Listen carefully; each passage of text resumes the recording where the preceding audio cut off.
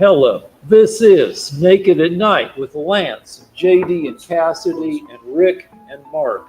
And this is Lance's underdrawing for what will be one of his greatest paintings.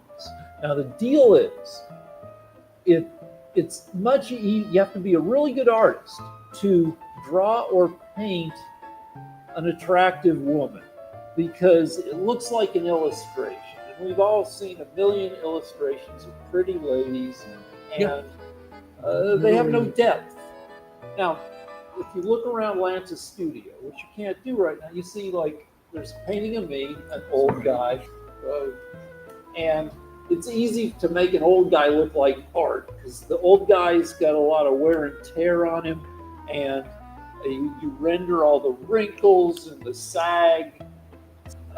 It's easier to make an old guy look like art than a young woman. But Lance, this freaking drawing here, which isn't going to be a drawing because Lance is going to cover it with paint over the next 2, 3, 4 months. And if you tune in to our show, you'll get to go on that freaking journey with us. Wait, that's nothing. Look at this. Can you see it? But that makes my point. Look at that old guy. Look at that old fucking guy. So that guy has seen some shit. It's easy to. I mean, Lance's painting is good, but it's also an easier painting to do because my face is all old and like craggy. Yeah, you're craggy. And so there you go. But you're not grizzled. No. All right. So there you go.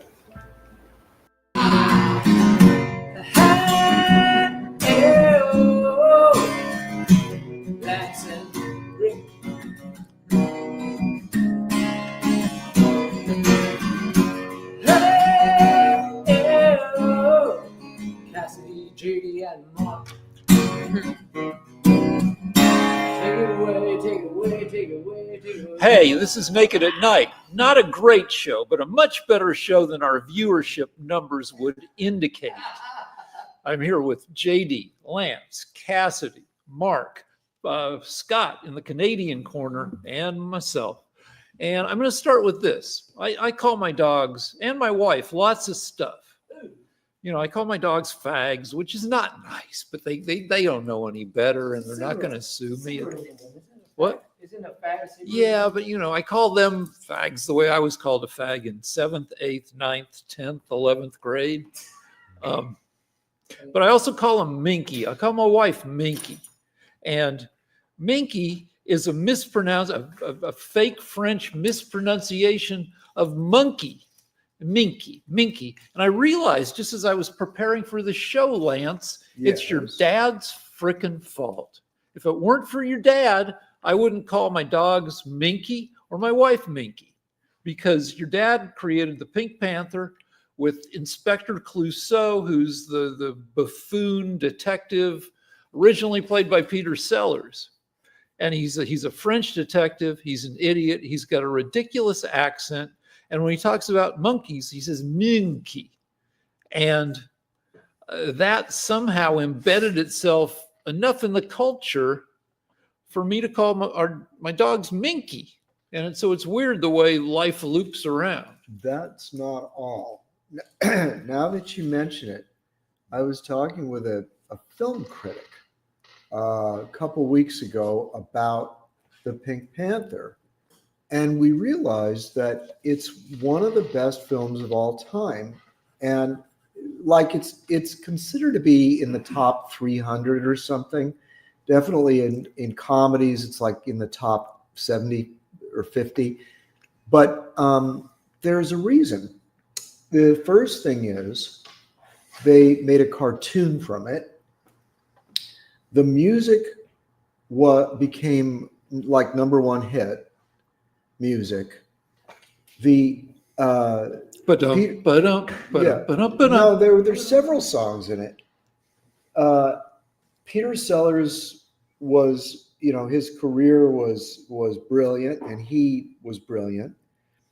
it won nominations for Best Writing, Best Directing, and I don't know if it won for Best Directing, but Best Writing, and Was Claudio- nominated. Wait, and Claudio Cardinale was in it, who was the most beautiful woman in the world at the time.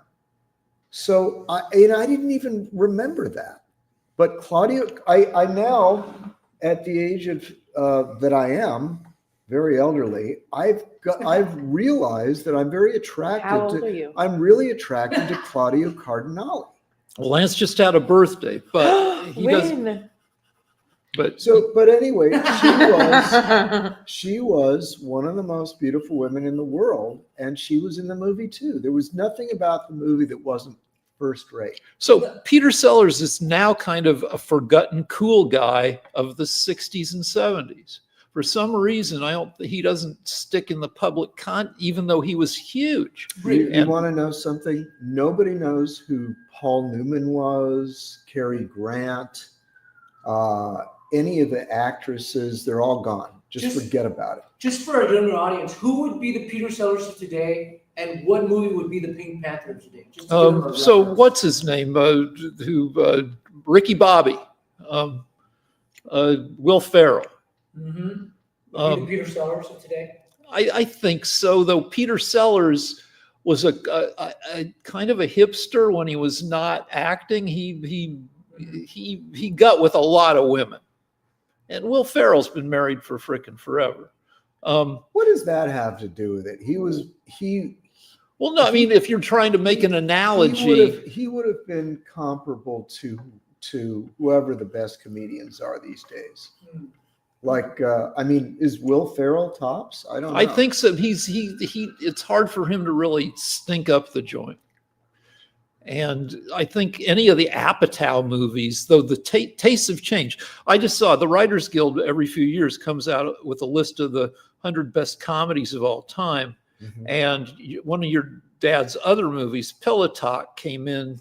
It's been higher. It keeps getting knocked lower as people's tastes change and as more movies get made. But I think it was Right. still like 70. Yes. Yeah. He has 2 on the top comedies of all time. Operation Petticoat, Oh, yeah. another one. Yeah. But fame is so fleeting. I mean, young people today don't know. I was talking to people in their 40s the other day, and they'd never heard of Paul Newman. So it's scary. Have you heard of Paul Newman? I've heard of him, but I forgot who it was. Okay. He was one of the super handsome cool guys of the 70s, along with Robert Redford. Wait, Paul Newman, what movies did he play in? Butch Cassidy and the Sundance Kid was Okay. his most famous. I hear that one because of my name. Cool Hand Luke. Okay, I haven't seen the movies, but And No, you're He wasting, seems like a you're great wasting guy. your He was very time. handsome. You're wasting your time. he was Okay. like, he was kind of known for also being a mensch. Still has a salad dressing and a bunch of food products. Newman salad dressing. Yeah, and all the proceeds go to charity. She knows him because of the salad dressing. What's a mensch? Rick, say that. It's Yiddish for a good guy, a stand-up guy, a guy who will do right in most situations. Make a good dressing for the people. Yeah. Well, all right. I may as well tell you this because now this is kind of icky, but I just can't stop thinking about it.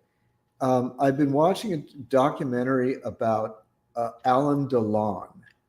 Now, no one knows who Alain Delon is, but when in the 60s, he was considered the handsomest man in the world. And so I thought, well, what was that like? And apparently, this is almost a direct quote. Being beautiful was a curse, is what he says. His life was no bed of roses. Because he said the problem with being beautiful, and he refers to himself as beautiful, is that people expect too much from you. And they also have no sympathy for you when things are going badly because they figure, oh, everything will go fine for you. So he was not adopted as a child. He lived in orphanages because nobody had any sympathy for him. Because he wasn't the damaged puppy that you would bring home. People would look at him and say, he doesn't need us. He'll be fine. I think that there'd be another problem, which is maybe a well-adjusted person could deal with this, but if you're the most beautiful man in the world, Yes. if I were, I'd be constantly asking myself, why am I not sleeping with 3 different awesome women today? Oh, wait, I didn't tell you the best part. Oh. So I thought to myself, okay, fine. I said Lance, because that's my name. I said, okay, so you're the most beautiful man in the world. You're not even handsome. You're beyond that. You're beautiful. And what do you get? I mean, what do you get for that?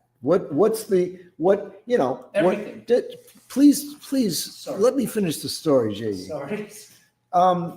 So it turns out that when he finally did get married to an ordinary looking woman, he beat the crap out of her. Ooh. And she came right back and was very, very happy to be with him. So that's what you get. Well, I don't know if that's what you get, because there was a time. Wait a minute. Don't step on the line. Think about it. Yeah. All right. He beat her up. Okay, I'll be specific so you don't have to fantasize. He broke her nose. So you got to hit a person pretty hard to do that. And she just came running back, and every woman on earth envied her. That's what you get. Wait, there's more. There's more. I have been dumped by women for wearing the wrong shoes. Okay? This guy, not only does he wear the wrong shoes, but he could actually hit you hard enough to put you in the hospital. And the girl is like desperately holding on to him. Please don't dump me. That's not always the case. That's what you get. That's all right. But Wait, that's not. who is this? Alan DeLong. Oh, love him. Alain Delon. I don't know who it is. All right. So Mel Gibson as a younger man was considered maybe the most best looking guy in the movies for a while. And also like a fun guy. I know who that is. All right. So, but for every. Would you let him beat you? For everybody No who's. way. Ain't all no right. one touching me. For every beautiful guy, there's a girlfriend or a spouse at home who's had enough of his shit. And that turned out to be the case because Mel Gibson turns out to be kind of a lunatic and kind of an a-hole. And indeed, when he let his full a-hole flag fly, his wife dumped him, said, that's enough. So it isn't always enough to be super beautiful. I happen to have some inside info on this, and I'm not going to say one more word about that. Okay. But apparently, when things go bad with Mel, they go really bad, and no one would stick around. But Okay. maybe he's changed, I mean, people do mature. I don't know. I mean, he had the cards stacked against him because his dad was kind of down in Australia. His dad won on Jeopardy and used the money to move to Australia and start a religious cult that had some unfortunate, like, white supremacist beliefs. So, like, Mel Gibson grew up in a bad environment. All right, so let's move on to the yelling part of tonight's program. Where, so Trump and Hegseth sent Army Rangers and 150 some kind of vehicle? What they said? Delta Force and Army Rangers supported by helicopter gun crews. Like 100, and they kidnapped the despotic leader of Venezuela and Mrs. Despotic Leader, and they've been taken to Manhattan, New York City, for eventual trial on a $25 5-page indictment of various shit, including supporting illicit drug dealing to the world. Okay. So looking at a ton of posts on Twitter and every place else, the liberal frame to have, which I don't know what to think about it exactly. I mean, but the framework that the libs seem to be taking, of which I am one, is it's good that Maduro is out of there. It's bad that the U.S. is invading other countries and kidnapping their leaders. And I'm provisionally okay with that, with the added, but like how Charlie Kirk would say, change my mind. So I'm willing to have my mind changed about any of this shit. My opinions are still kind of mushy. I'm so glad. But wait, one second. Yes. The one thing that makes me nervous about this is if Trump is going to be so bold as to, without telling Congress, going in there and just grabbing a guy. Yeah. Like, what other shit is he going to pull? Like, is he going to fuck with the elections? Okay. So. All right. Oh. Can I say one thing before Yeah, you start Kelsey, the Republican debate? Okay. Okay. So, but just to add to that, I am one of the believers too that it is good that no one wants these negative regimes to be in control of a society, and that's same for overseas too. No one wants these people to be under a bad regime.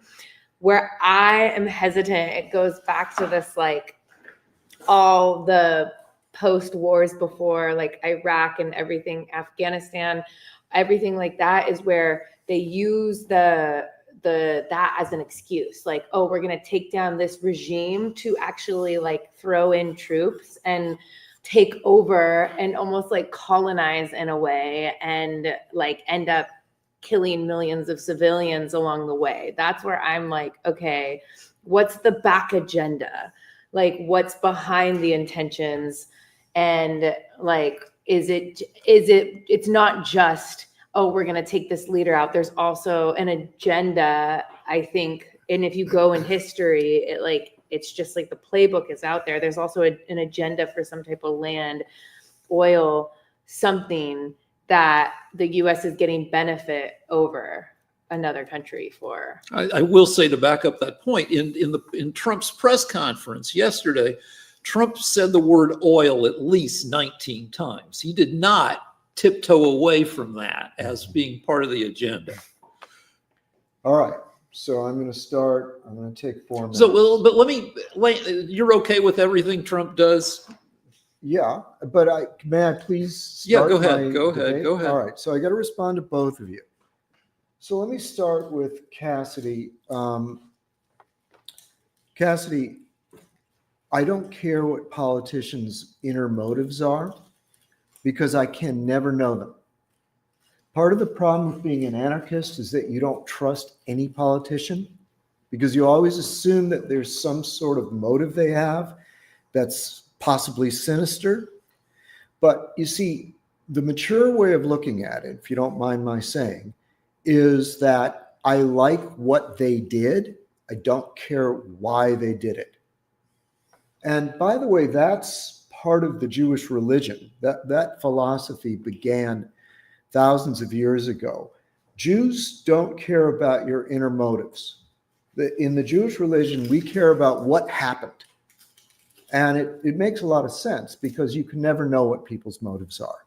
So that's how I answer that question. So if it's never wrong to depose an evil dictator, even if you benefit from it, even if you get oil from it. Now, but at the expense of civilians, losing, no civilians died. We blew up some civilians. Okay, so we got some civilians. Okay. But Maduro is killing more of his own people every year than we will ever kill in a coup. I mean, I doubt what they're trying to do right now is handle it in such a way that the possibility of civil war is tamped down, that we're trying to keep it to a clean change of power. But let me continue. I was still working on the oil issue. So it's not that we need the oil. We're not doing this for the oil. We have plenty of oil.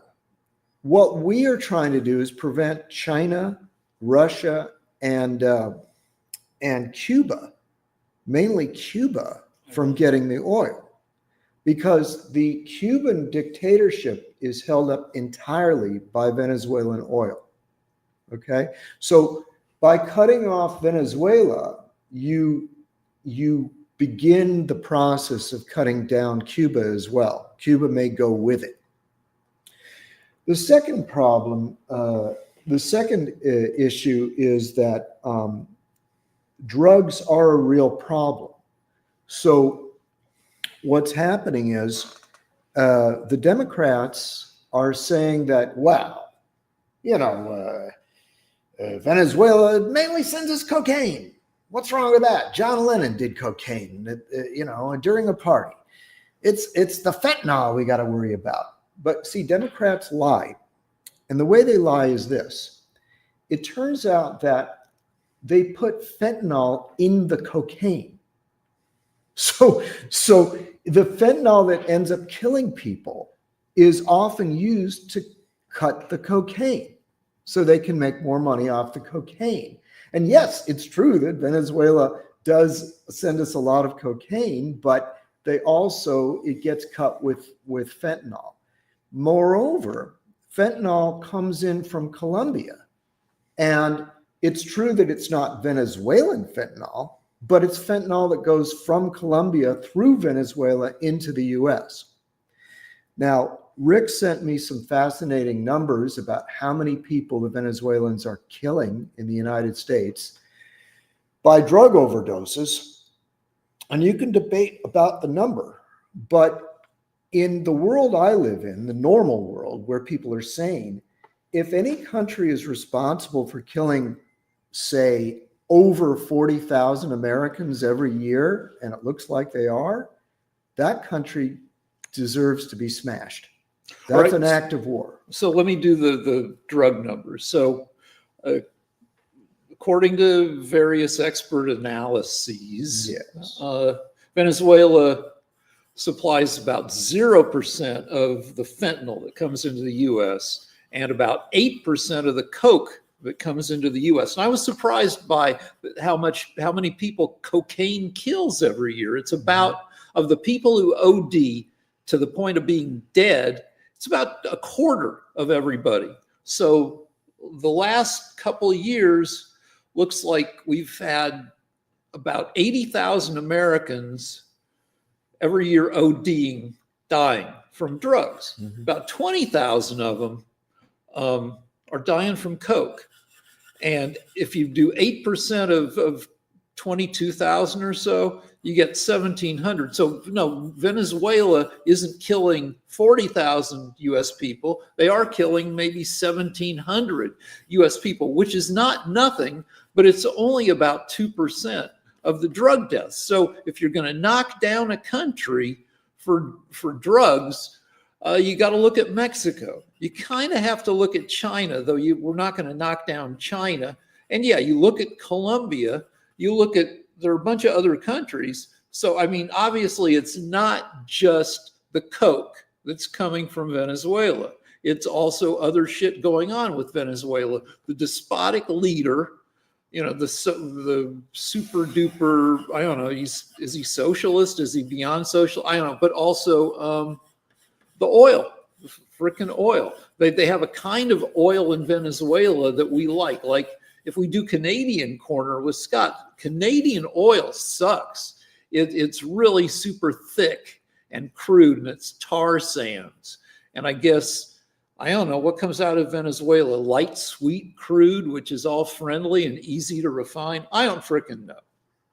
Well, if I may respond. Yeah.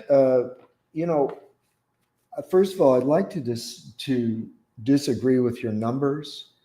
I think that given that fentanyl is being put into the cocaine, and given that they're helping Colombian fentanyl get through their country into our country, I don't think it's possible to limit the numbers to 1,700 in an accurate way like that. I think there's probably numbers that really can't be figured out, but that it's probably a lot more than 1,700. And also, even if it was only 1,700, that's an act of war. I don't want, we got into World War I because they sunk one of our ships that had around 2,000 people on it. So you know, as a normal, in the normal world where people think clearly, no, you don't let any country kill thousands of your citizens. Now, all right, let me respond from personal. I've cut cocaine, Lance. I've taken coke because I was a friend of a coke dealer who was doing too much of his own product, and his hands were shaking too badly. He couldn't frickin' portion out, you know, the small quantities and mix them properly. So I ended up cutting coke and then putting it into quarter-gram bindles. And we didn't, this was long before fentanyl, but cocaine is a stimulant, and fentanyl is a downer. So are there people stupid enough to put fentanyl in coke? Yeah, they put fentanyl in everything, but I would think that it's not a majority product. For if you're going to cut coke, I would think that most people are going to use old standbys of baby laxative, of vitamin B, of shit that won't kill a ton of people because fentanyl is so powerful that it's easy to mix in too much, and now you have a lethal product. Okay, Rick, I don't want to, you have to understand this. I can't go with your opinion. Yeah, but you go with the opinion of people who fill your head with sawdust. Please, Rick. The U.S. government at this time, I know you don't like our government, but our government says it is official policy of the U.S. that the Venezuelans are cutting cocaine with fentanyl. It's not my opinion. It's the opinion of the U.S. State Department. So I'm sorry, I can't go with your opinion. Actually, and I think it as a former drug addict, I know how it works. They cut the cocaine. Usually when it comes from another country, it's coming pretty pure. And what happens is they cut the cocaine once it gets to some middleman point, and they've been cutting cocaine with fentanyl from that point. So it's actually probably people from the US who are doing it more so than the other countries. Anyway, thank you very much for your point. And also coke gets cut at every point in the process. Okay, but the point is every stop along the road. So I want to say something now. Hang on. That's positive. And that is, I'm very, very proud of my president. I'm proud of my country for first of all, it was a flawless military operation. Secondly, he is doing something to stop the tremendous drug addiction in our country.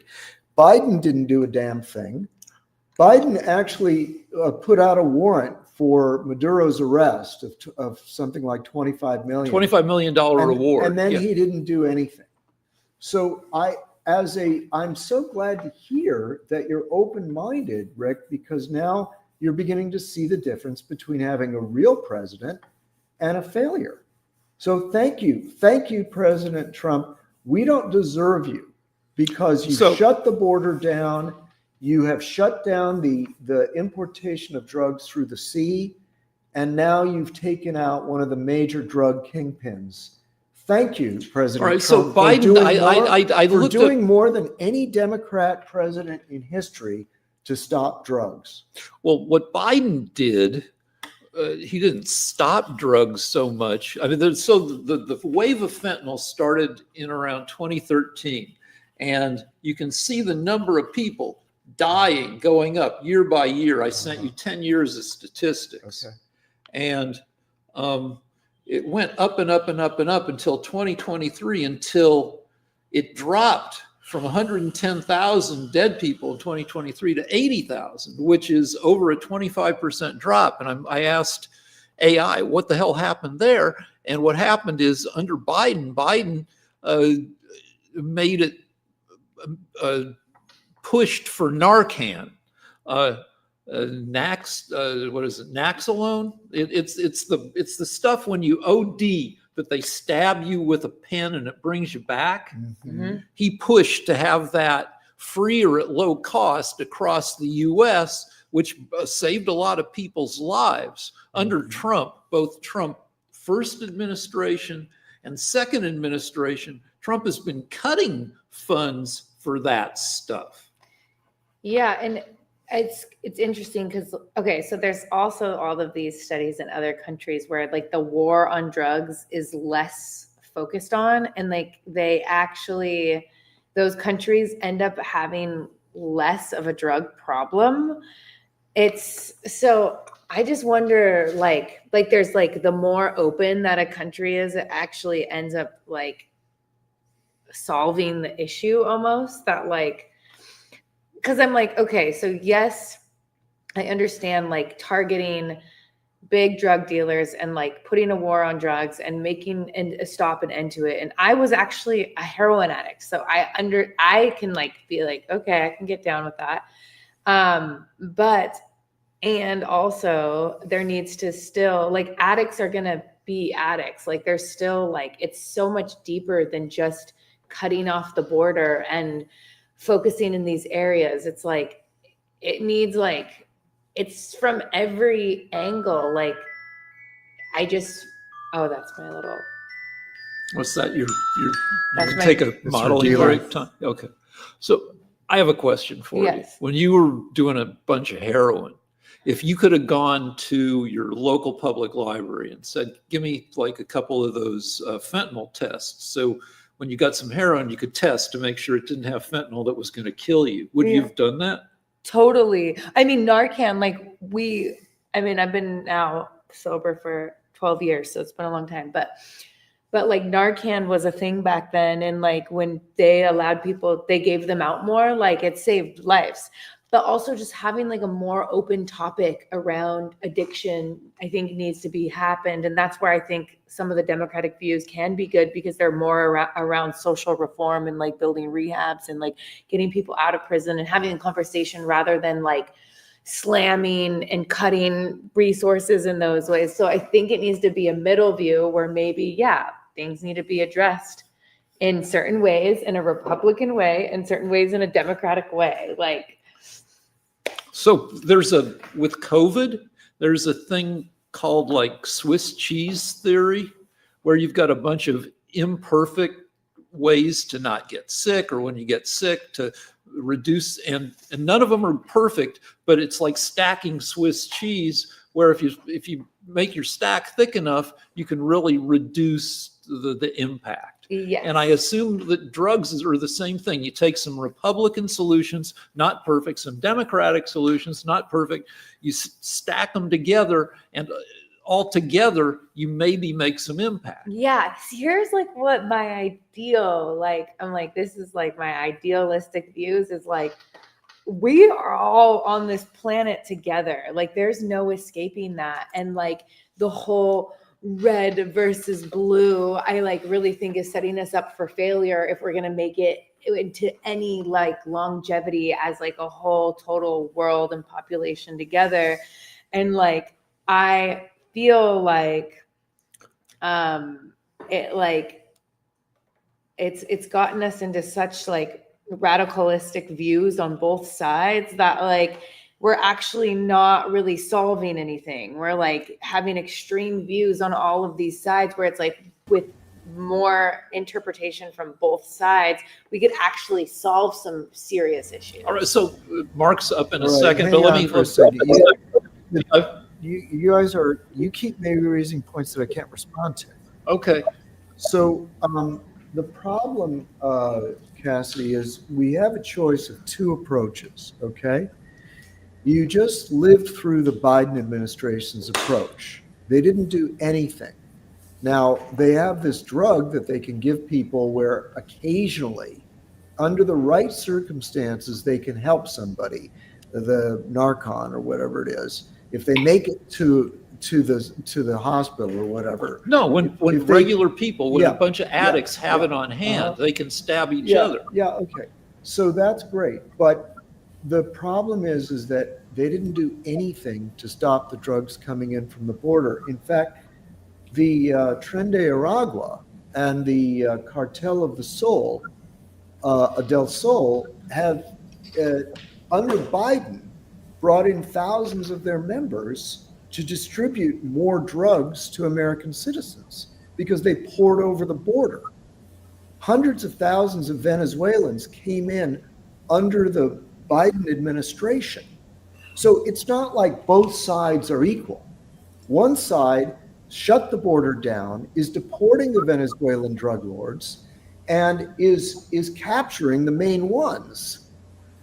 The other side let them all in, and they started taking over the southwest of the US. So they're not equal. It's not both sides of the same coin.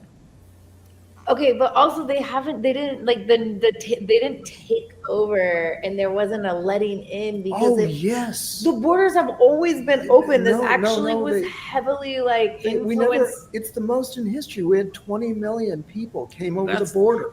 That's your crazy number from your Even, right. but every time I say this, what number was it, Rick? Was it 10 million, 8 million, 7 million, 40, 4,500? Yeah, I'll get- Well, so- what was the actual? The number was, we found Tren de Aragua and Cartel of the Sun in the southwest of the US distributing drugs to our people that had never been there before. They were taking over swaths of the cities. They were raping, murdering, beheading. They were transferring children to be raped.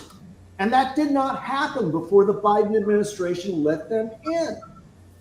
I don't know because I haven't You don't know. researched. That's I don't beyond know. you. But wait, Yeah, I don't know. that's I too know hard that. to I figure know out. that. Hold You on. We gotta go to Mark. you know But, all for right, certain the But we got to number. go to Mark in a second. know the But I number. know that 20 million is bullshit. Maybe 10 million isn't bullshit. Rick, Maybe Rick, 8 million Rick, is. it does not matter because even if it was 10 million, that's too many.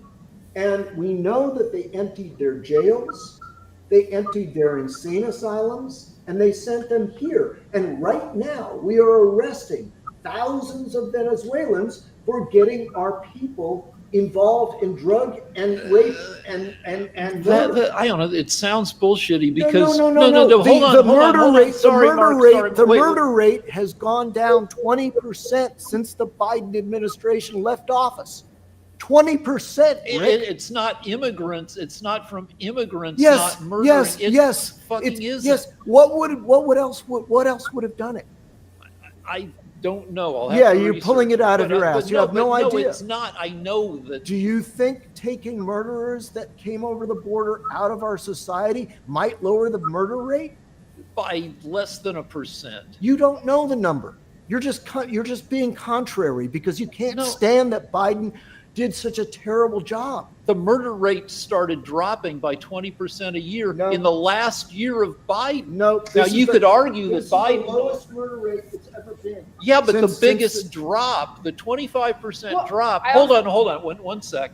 It happened between 2023 and 2024. Those are Biden years. The biggest drop, and then it dropped another 15%, I think, 2024 to 2025. But Biden owns the biggest drop.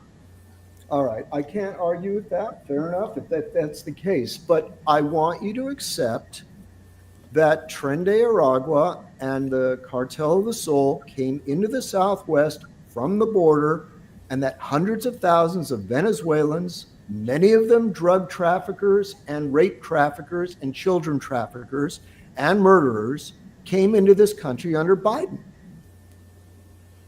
I don't know, but we'll go to Mark. No, and no, we'll no, keep no, it- no, no, no, no, no. No, You wait, do I know. don't know. I You don't do know. Oh, so that never Can I happened. add one thing? There was no cartel activity in the southwest of the U.S. No, under there Biden? is, but I doubt the hundreds of thousands. Yes, hundreds number. of thousands. Look, think about it. Do you know that there are 8 million Venezuelans that left Venezuela? 8 million. We've got at least 1 million in the U.S. You're telling me none of them have drug cartel connections? You're saying, so the population of Venezuela is 28 million. You're saying it used to be 36 million. Yeah. I didn't know that. If big if true is what you say on Twitter. Big if true. Anyway, let's go to Mark. Wait, Cassidy wants to say I just want to say one thing.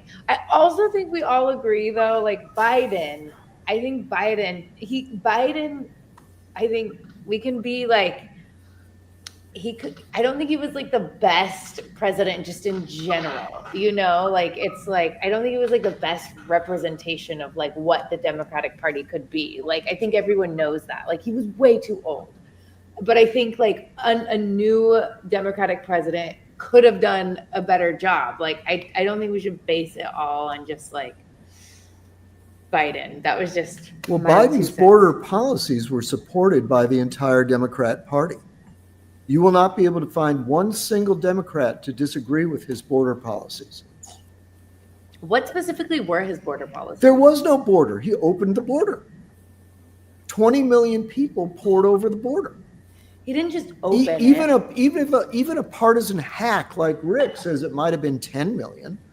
Yeah, but I doubt myself. I think I just got snowed by you. So anyway, it really wasn't anybody. The border was closed. Here's AI, and then we got to go to Mark. I don't believe AI. Stop with the AI. Yeah, but here we go. AI is run by Democrats. All right. Venezuela's highest population was around 3.8 million in 2016. But recent estimates show fluctuations down to 28.5 to 29.9. So no, it was never 36 million. 8 million people did not leave Venezuela. There is a Venezuelan diaspora. It's throughout South America, it's in Spain, and it's in the US. It is at least several million. I don't know the exact number. I've heard 8 million, but it is at least several million people. It's the largest refugee thing in modern times, where millions of people migrated. It's the largest migration ever in modern times. So, okay, AI, hold on. AI is on your side in this, but I don't understand how the numbers work, because over 8 million Venezuelans have left their country due to crisis. But that doesn't jive with. So I don't freaking know, but I'll look at it while we're taking our little break. All right. Anyway, we've been making. First of all, there were Maduro supporters, because I don't know about the rest of y'all, because y'all are in California. But I know there are at least 3 of my friends that are Venezuelan, so I'm waiting to hear from them to see what they've got to say, because one of them works in the cultural world that I work in, and another one works in the education and political world. So I know of at least a few people that are actually Venezuelans, and no, they didn't necessarily leave because they were pursuing drug activities and everything like that. Because like I said, one of them is in the cultural world and the other is an educator and everything like that. So once I find out, I'll let you know. But I do have a quick question for you about that, Lance. And then I've got one that's a more lighthearted question, as y'all know I usually will ask and everything, but it involves one of Rick's favorite places and everything like that. But what is your thoughts, Lance, about this notion of the president saying that the U.S. and U.S. Government officials will now be running Venezuela, which is exactly what he said at the press conference yesterday and everything. So what is your take on this notion of us running another country? The goal of the U.S. is to bring back the lawfully elected woman that won the election a year or two ago. Maria Machado. They can't publicly say that because right now we're negotiating with the successor to Maduro. So when we kidnap Maduro, unfortunately, they still have a vice president that is now taken over, and they still have a functioning army. So what we're trying to do is to explain to them that they have to do what we say. What we're willing to do is to put enough troops in there to prop up the true leader of the country that won the election. And we're willing to stick around until we're sure she's not just going to be assassinated. So I don't have a problem with that. It's everybody in the U.S. immediately goes to Vietnam. They say, oh, well, if you have troops on the ground, there'll be a vast guerrilla warfare and hundreds of thousands of people will be killed and we'll have to napalm civilians and all of our troops are going to come home in body bags. But what the president right now is trying to do is avoid that and have it be as close to a bloodless transition of power as possible. And I assure you that no matter what we do, that will be the basis of our goal. That'll be at the basis of all our negotiating, that we want them to leave power, we want to put the rightful person in, and we want to make sure she's safe. Just before I get to the lighthearted question, I know we got music as well. Oh yeah, the director pointed out that the majority of the population is on our side. No, I would agree that the majority of Venezuelans did not want the dictator in place, but there is some concern about the oil and whether our oil companies should be in control of the oil, which is the other thing the president said he would like our oil companies to go in there and be in charge of the oil. So that'll be interesting how that. Well, that would be fine with me. I don't know why. Fishy. Well, what they did was we had oil companies there, and they took our oil companies. They took over all the assets of our companies. Why did they get to do that? Should other countries just take all the things that we build up? If we build factories in a country, does that country just have the right to take them? It's certain deals were made so that they could develop that oil. So I don't see anything wrong with letting our companies do what the deals were. Well, I know that one of our founders of the network, she goes to Sarah Week, which is the big oil making conference. So it'll be interesting to see what she has to say. She said she might pop in on this show today and everything like that. So I don't know if Kim is watching or not, but I know she's been to Sarah Week the last several weeks because that's a conference that takes place in the United States where all the oil executives get together and everything like that.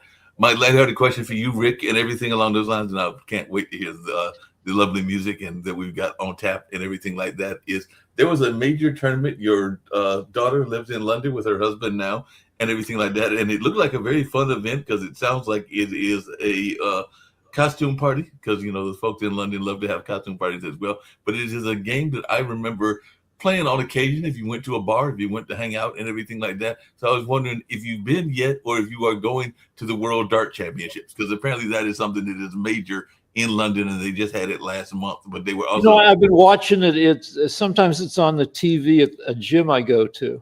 And those guys are really good at throwing darts, but it's not something that, I'm interested in watching live and in person. What about you, our lovely model? Would you get into somebody that was either going to throw darts or axes? Because I know even here in Durham, where I am, there's one of those bars that is an axe throwing bar. And I've always been like, that would be fun, but I'd be worried about which way the axe might go and everything like that. So I might have a fear getting hit by the axe. So are you a dart participant? And are you one of those people that likes either darts or pool? You know what? I don't got time for that stuff. Stereotypically, if you're writing a movie set in Britain and you want somebody to be your asshole character, make him good at darts. Those guys, I'm sure there are plenty of darts players who are lovely, but stereotypically, they are fat, mean slobs. Fat, mean, drunk slobs. Yep. Those darts are very pointy and very dangerous. Yes. Yeah. All right, music.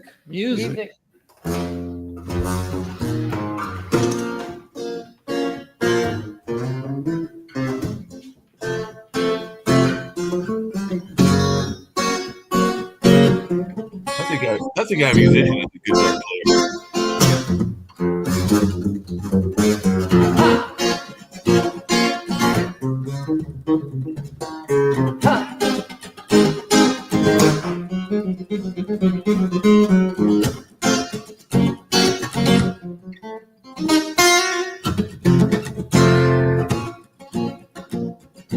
Tengo hambre, tengo sed. I'm hungry, I'm thirsty, porque soy un vagabundo, because I am a vagabond. Tengo calor, tengo frío, I'm cold, I'm hot, porque soy un vagabundo, because I am a vagabond, but I'm free.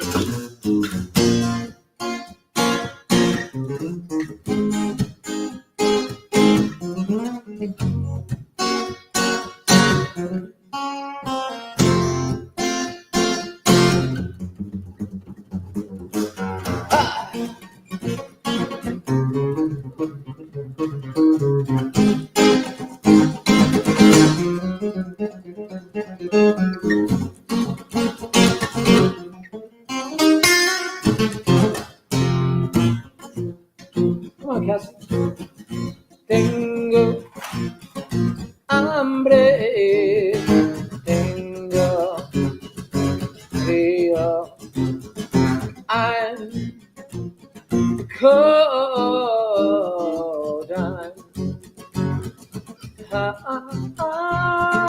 porque soy un vagabundo, because I am a vagabond, but I'm free. Take it away, Kathy. I'm so free.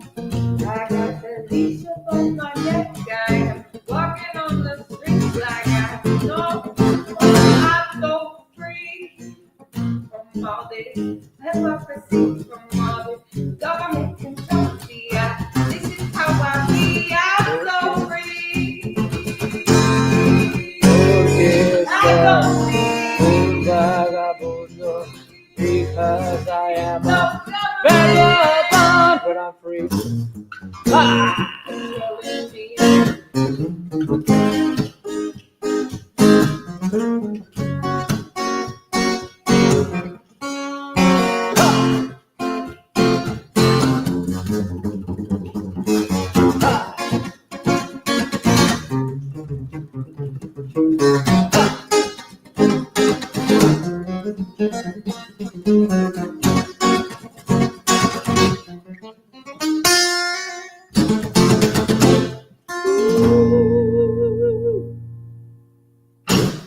Yeah, right on, Kelsey.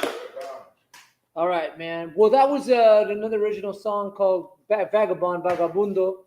And hope you enjoyed that first episode. It was, man, it got a little spicy there toward the end, and it's going to get even more spicier, I guarantee you. So stick around for Naked at Night with Rick, Lance, Cassidy, Mark, and me, JD. Bam, baby.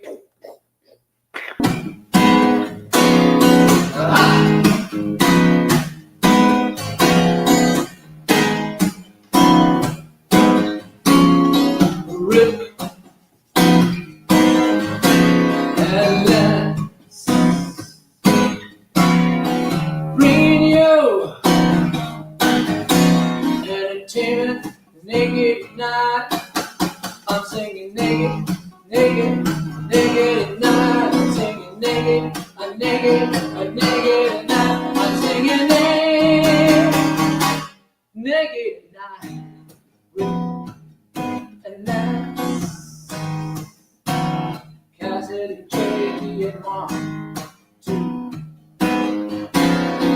Singing a naked night. Singing a naked night with me. That's Cassidy, JD, Mark, too. Hey, this is Naked at Night. We're not really naked. I wouldn't mind being naked, but it would be super creepy with Cassidy here. So, and probably sexual harassment. So we're not going to do naked. No. But I have a question for all you guys. So my wife is very organized and like And she's beautiful. she's a nice looking woman. My wife likes to plan for the future, and all this means is that she freaks out periodically, going, "What the hell are we going to do?" She looks at the world, she looks at our personal situation, and just freaks the fuck out. And I'm like, "We're fine. If you're going to freak out about our situation, what about everybody else?" And this has led me to think about freaking everybody, at least in the U.S. And I think that everybody in the U.S. is quietly freaking the fuck out, that there is a ton of desperation, economic, cultural,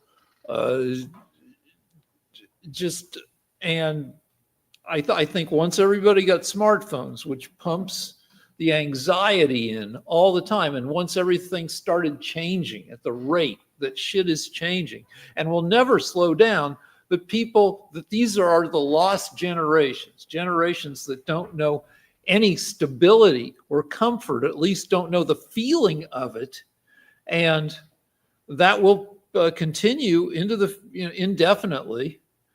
And that that politically it means we're always going to be pissed off at the people in charge.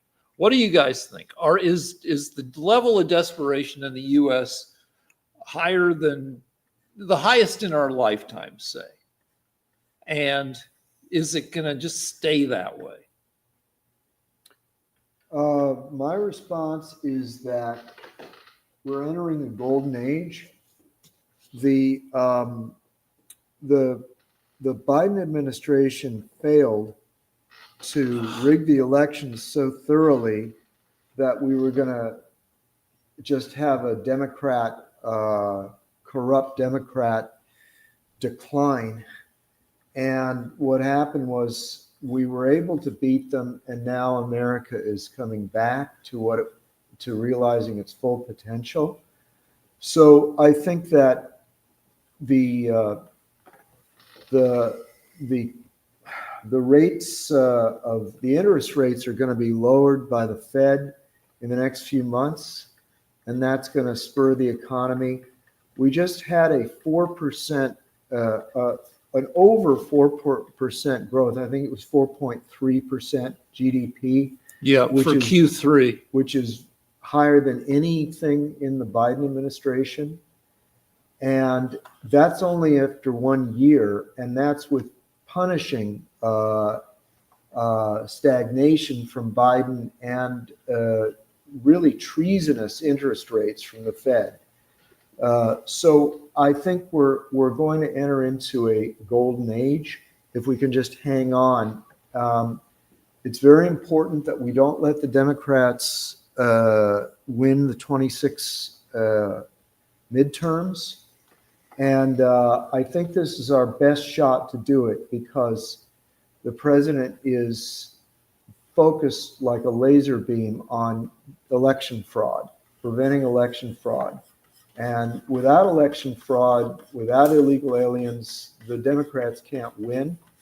So, no, I think things are getting better if we can hang on. So you just kind of hijacked my question, but let me respond to some stuff. So 4.3 year-over-year growth in Q3, but 40% of the growth in the stock in GDP or in the value of the stock market has been because of AI, and which might be largely hype.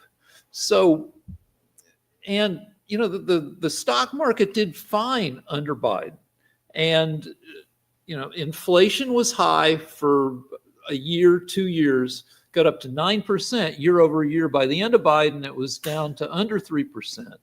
But I mean, the economy, especially compared to the other developed countries, was not a freaking disaster. But Cassidy. Well, wait, Listen, all a girl wants is some good hang health care, education. All right, I just want to respond very quickly, and then you can respond. I keep trying to tell Rick that the Democrats can't piss into the wind and tell me it's raining. I lived through the 9% inflation. I'm still in debt. because I had the temerity to try to get food during the Biden administration. That 9% made a vast difference in my life. Now, apparently it didn't affect Rick because he did very well. He was a TV writer, but it affected people like me and JD. And I can assure you that I went into credit card debt trying to pay for food under Biden. So please don't tell me that the economy was roaring under Biden. You know what? I had a food card during those times. What does that mean? Nothing. I'm just trying to be funny. Well, You had a food card? yes. A food card? If you've got a food card, you better hand it over. I Well, want that's the card. benefits of more of a socialist view. It's a food card. Well, where do We you get a get- food card? What's a food card? They wouldn't give me one. By the way, They would I asked. give you one. I asked. They said I make too much money. Oh, okay. But the problem is that if you make a lot of money and you've got huge credit card debts, it doesn't matter how much money you make. You still don't have enough money for food. Listen. And they won't give you a food card. Okay, listen. What was the question again? I want to answer it. I wanna answer Are it. Americans like quietly freaking the fuck out? Is everybody just kind of like, the Jim Morrison lyric, the Doors lyric? Yes. His brain is twitching like a toad. Is everybody just constantly just like? Well, I feel like we're getting thrown so many red herrings. Like, I feel like it's just a chaos bubble of like, what is going on? And I feel like we're in the midst, no matter what, even way, way, way, way out beyond politics. I think we're amidst a massive change amongst society, not even just the United States, worldwide. We are amongst massive change worldwide. AI, technology, so much is happening that I feel like we are, no matter what, like we're in a revolution, we're in an evolution and a revolution, and we're revolutionizing and evolutionizing. And I think that that's just a frightening place to be, no matter what. And I think that those are my thoughts. I don't even have much to say on the topic of politics pertaining to that. Lance brought up another thing, and he's right. I was a highly paid TV writer, and what's happening with that is sad and interesting. Lance is just I'm going to hold you. Lance is measuring Cassidy's face. So Don't move. when I wrote for TV from the late 80s to the mid 2010s. All right, very good. And, when I wrote for a show and that show got rerun, I would eventually get a check for $300 to $400 for that rerun. And that was great. That helped put our kid through school. It helped pay off our house. And, I had a TV job that for many years ran year round, which very few people have that kind of job in TV writing. You usually, back in the golden age of network TV, you'd get a 26 episode order. It would take 8 or 9 months for the writers to be on staff, and you'd make enough that you could get by for the remaining months until the next season started. Now, TV writers, instead of 26 episodes, if you're doing a Netflix show, you might get 6, 8 episodes. The writer's room might only be staffed for 2 or 3 months. And that gives you, and you may not get an order for another season for another 8 months. And you can't survive on what you made in the 2 months you were in the writer's room. Also with residuals, I started getting residual checks again, but in big stacks of them. My wife took a stack of these checks to the bank, and it was 1.5 inches thick. And she had the poor teller total them up, and they totaled $7.29 for something like more than 150 checks. So, and these are checks for streaming revenue, where for stuff. If somebody's running repeats of your show on, I don't know, Hulu or something, most of the checks I got were for 2 and 3 cents. Some people were getting checks for negative amounts of money, which is some computer would spit out a thing saying, yeah, we don't owe you anything. You owe us 3 cents. And so the money that's a decline. That's a what a it's a 99.9% a reduction in what you get paid. And so the money for TV writers and for other creatives has been squeezed out of the business.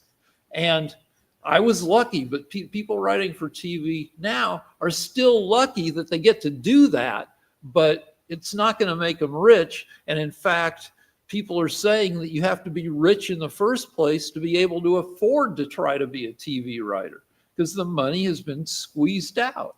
And that's freaking terrible. You were living toward the end of the golden age of being a writer. Can you tell us about the pressure that I'm sure you made a lot of money, but there was a hell of a lot of pressure. Yeah, well, I compared it. It was kind of like an all day, every waking hour, you were trying to think of new shit to pitch, and it was the way it was kind of all enveloping. I looked at it like being a doctor, except we didn't help anybody. You know, that there was constant. Yeah, and it was but it was fun pressure. Yeah. I mean, you'd go to work and it was kind of a brutal, like ball busting environment, not in a mean way, but in a fun, mean way, kind of like junior high, except that the shit you got in junior high, like I talked about how I call my dogs fags because I was called a fag for, I don't know, like 10 straight years. Everybody called everybody else a fag. It was the thing in the 70s. Everybody, that's you. That wasn't fun. But just pop it in for a minute because I was going to let you know because I saw it online. It was actually going to be my question, but since you were talking about your TV experience, your former boss just won today a Critic Choice Award and everything like that. He did good for him. Good for winning, but Jimmy Kimmel just won a Critic Choice Award. I think that was earlier today.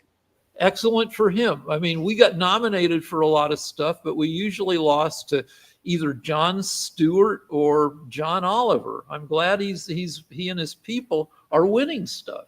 Yep. Just wanted to share that with you because I saw that come across my news feed as y'all were talking. So I'll pop back and ask the questions later on. But so I'd go to work and there was a lot of ball busting, but it was fun. It was because you were getting shit from some of the smartest, funniest people in America. I got shit from Sarah Silverman, and it was brutal, but it was also funny. So you're a numbers guy, real quick. Give us a percentage of the amount, factor in all the writers that exist in the world, and then how many writers were in your room with Kimmel? Give us a ballpark percentage of the people, just so the audience can have a grasp of how fucking elite you were as a writer. So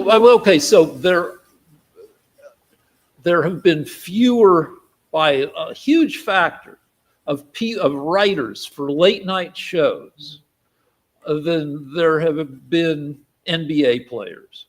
And you know how freaking hard it is to get. So yeah, it is brutal. It's, I was lucky to be in the right place at the right time. And I was like, I've had jobs where every time I show up to the job, they catch me being a fucking idiot. I worked at Art Center, which is an elite as an art model, which is, it's an elite school out in Pasadena. And I fucked up a lot there. I was like getting to Pasadena from just the San Fernando Valley. Like you always underestimate how long. So I was always late. And then one time they hired, it wasn't just naked, though there was a lot of naked, but one time they hired me to be a carpenter, to take poses as a carpenter. How much would you make during those? I don't know, back then it was, I don't know, probably 14, 15 an hour. Now, the standard modeling rate is, I think, up to 30. It was decent, you know, you, um, Cost of living is- but also you got to work naked, which if you're a weirdo is kind of perversely. But anyway, I'm a carpenter and I've got a saw. I think they said, do you have any carpentry stuff? So I brought some tools and I had a saw. And there was this rotten artist stand. And it was obviously no good anymore. And I'm sawing on it. And I should have just taken stationary poses, but I'm like, I'll give you guys action. I'll actually saw. And the wood was more rotten than I anticipated. And the saw went, and I sliced into my hand and I'm bleeding all over the place. And, that was the end of me as the model for that. And I'm like, eventually my fucking up just stacked up so much that I'm like, I can't show up to work here anymore. It's too. So, but with Kimmel caught me being smart. I was lucky enough, like he didn't get to see my true schmuckiness. Like the first 4 times that he worked with me, I happened not to suck, and he didn't find out my inner suckiness. Just mostly, I was lucky that way. And so, what was the question? Yeah, no, just give me the percentage of. So I did the math one time, and not counting SNL, but just counting, the weeknight, like the Tonight Show, the Late Show, Colbert. Back when I did this calculation in the 2010s, I think in the entire history of U.S. late night, there had only been about 400 writers. Compared to like the NBA, there have probably been 3,000 NBA players in the history of the NBA. So yeah, it's freaking, you are kissed by the gods to get that freaking job. Yeah, and I was, like I was lucky. I was like batting, what is it? Batting above your, hitting above your, I don't know. So, Punched but above also your I weight. was good. I was good at some of the aspects of the job. Shall I take over? Yeah, go ahead. So I'd like to talk about, I have my own topic today since it hasn't come up. Another reason I'm so proud of Trump, I've decided America doesn't deserve him. We're not good enough for Trump. Under the Biden administration and the Obama administration, nothing was done against Iran. And Trump wiped out their nuclear facilities so that they could no longer lob nuclear weapons at America or Israel, which was their plan. And now Trump is inciting a revolution in Iran. And he said something, people are saying, well, we don't see where, how is that happening? Where's the proof? Well, what he did was he got on the news and he made a statement. He made a tweet or a Truth Social. He told the leaders of Iran that if they start shooting their own people and killing their own people, we're going to rescue them. And what that means is the Iranians are helpless. Their defenses were wiped out by the Israelis. And so what's happening is they can't shoot their own people because they know that they're sitting ducks. We can just go in and bomb them at will. We can kill whoever they want. So today it was announced that the Iranians are looking for a place for their Ayatollah to escape to. Who announced this? The Iranians, or it was in the New York Times. So they're thinking it's going to be Russia. But the point I'm trying to make is that I would say that by the next time we do a show, the Iranian government will have fallen, and it will be they'll bring back the king, the Shah. Well, no, that part's ridiculous. Okay, well, that's who they are going to bring back, and he's a great man. Who's the Shah? Well, I mean, one problem is that the Shah has been dead for 44 years. Rick. You don't know this because I'm not even going to get personal, but the Shah has a grandson who's an older man, or a son. I'm not sure which. That I don't know. I think his name is Pahlavi, Reza Pahlavi, and he is commandeering the insurrection. He's giving them daily briefings that are being shown throughout the country, saying, what they need to do. We're fairly certain that the CIA and the Mossad of Israel are orchestrating the insurrection. This morning, the Iranian people managed to get hold of weapons that they took from the Muslim fanatics that are running the country, and I can assure you that without the ability to kill their own people, Iran will be a democracy, a constitutional monarchy, which is a democracy with a titular head that is royalty. That's what the Shah will be doing. He will be a force for stability, and they'll have normal democratic parties that they can vote for. So in 1 week, Trump is so much better than any other president that in 1 week, he will have brought down the governments of two of our greatest enemies, Iran and Venezuela. I mean, you can't ask for better leadership. This is, I myself, as much as I like Trump when I voted for him, didn't expect him to be this good. All right, so I have a question. wait. Okay. Now let me respond, and then we'll go to JD. So, a guy who's taken 3 tests for dementia, 1 a month for the past 3 months, has taken over Venezuela. All right, so the Ayatollahs took over. Oh, is that just a cheap shot? Yes, it is. Okay, cheap shot. Very good. All right, because I'm going to give you 3 minutes to get out your shit. Go ahead. Okay, all right. So the Ayatollahs took over Iran in 1979, 46 years ago. And they like to tease us with insurrections over in Iran. So, you know what? I mean, I would hate for Trump to get the credit for it, but I would love for an insurrection in Iran to finally overthrow the Ayatollahs. I think maybe it's more likely than at any other point in the past 46 years. Coincidence? What? Coincidence? Not exactly, but it's not entirely Trump's doing.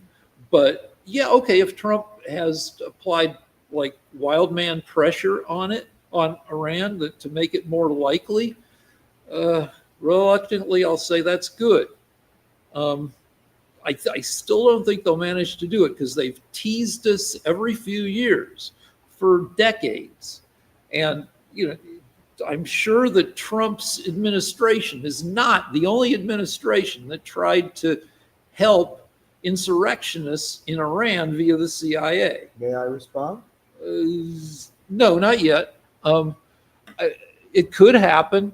I kind of doubt it will. Also, the character of the country has changed somewhat in the past 46 years. The women who gladly wore mini skirts when Iran was a westernized country in the mid 70s, those women are now 70 years old. And there have been generations of more conservative Iranians. We're not immediately going to get the westernized country that Iran was in 1975.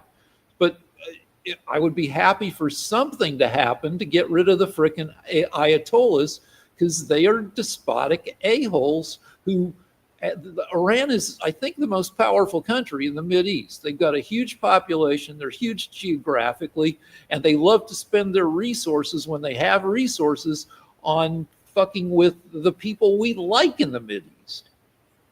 Now, Lance, go ahead.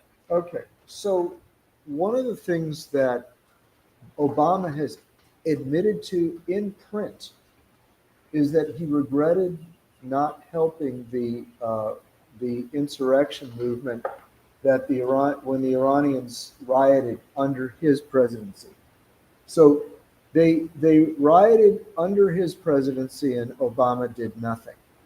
They also rioted en masse under Biden, and both Biden and Obama sat with their arms folded and watched the Iranian government slaughter their own people.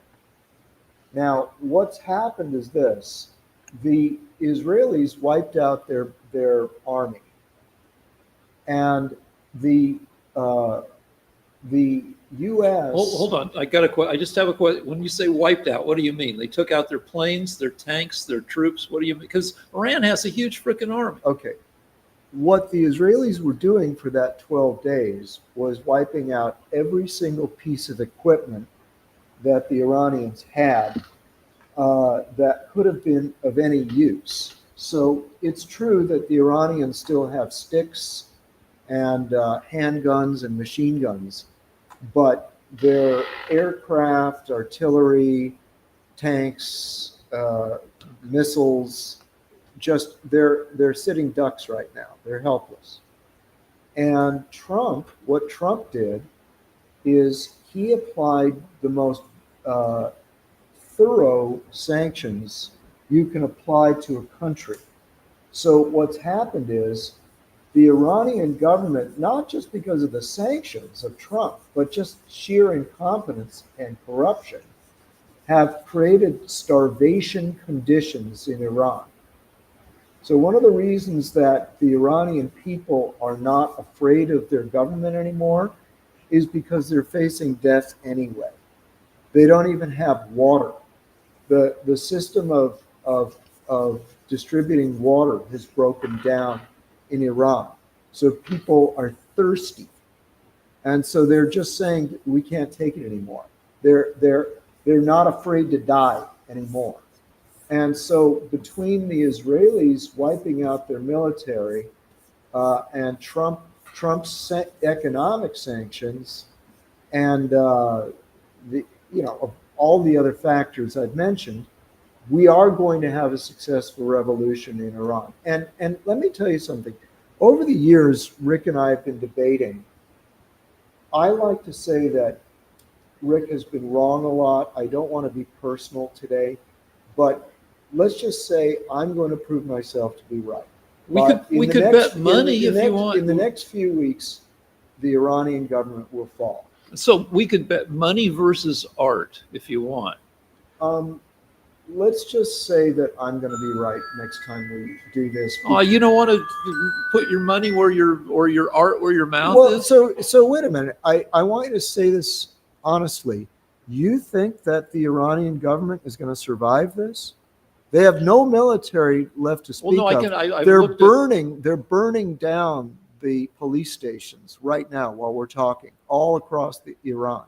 I think that, I don't know, I'd give this current insurrection a 35%, and I don't, based on nothing, just based on the history of insurrections failing over the past decades, I'd give it a 35% chance of succeeding. Okay. There are defections now among the police. All right, so Even the police are beginning to say we can't take it anymore. I know. Okay, I know you think AI is a commie product of Democrats, but I just wish I could debate with a human that was well informed. No, sorry, I'm not well informed. I have to go to freaking AI. Did you know that Iran was in crisis right now? Yeah. Okay. But here's the specifics. So AI says, I asked, is Iran's army wiped out? And AI says, nah, but here's the deal. Status of Iran's military, significant damage to specific capabilities. So Iran's nuclear program infrastructure, ballistic missile capabilities, and air defense networks are all fucked up. Okay, Rick. Hold on, let me finish. Command structure losses. It decapitated a lot of their military leadership. However, they have intact ground and naval forces. The main components of Iran's army and ground forces, as well as its navy, survived the conflict largely intact. Iran maintains a large active personnel count, around 600,000 active personnel and 350,000 reservists, giving them more than, well, if they're going to have an actual war, more than 3 times Israel's available personnel. So, May I respond? yeah. Okay. This is why, now we know that Rick has the highest IQ in the world, but I myself got a near perfect score in history in college. And that's why it's good to have a historian that understands things, that doesn't just read stuff and look at numbers. So pay attention, Rick, because I'm going to be saying something. Okay. Pay attention. No computer for a little bit. Okay. Okay. Now, when I made the crazy statement that Iran's military was wiped out, I didn't know that he was going to be counting the numbers, but I'm glad you did, because you fail to understand that, oh, no, look at me. No computer. No computer. What happens is this. Israel wiped out their air defenses. Now, you kind of glossed over that quickly when you were reading AI, because I don't think you understood the significance of it. When you wipe out the air defenses of any country... That sounds huge. No, it's not huge. What it means is that the 600,000 man army that they say they have will be wiped out in the blink of an eye. The most important feature of any war now, since World War II, is to control the skies. That's a phrase you may have heard. You need to control the skies. The Israelis wiped out the entire air defense of that country from one corner of the country to the other corner, which means that they can fly their aircraft and we can fly our aircraft without losing a plane, without losing a man. And that means that if their 600,000 guys were to emerge from their hideouts and grab pistols and try to get anybody, they'd all be wiped out. So that's why context is so important. It's not just a number. Now, the Iranians know this, so they're sitting ducks. And now I will admit this, they did manage to hide some of their ballistic missiles, but now they can't fire anything on them because, one, we destroyed their nuclear weapons, as AI agreed, their nuclear armaments, and we also destroyed the launchers. So they've got these missiles sitting there that they can't launch. So the point is, if you'll excuse me, because you're a lady, Iran is bent over naked with their butt in the air and lubed up. And Trump knows that, and their government knows that. So that's it. They're done. They cannot survive. There is one thing. What's happening right now. There is one thing, which is we're talking about internal revolution.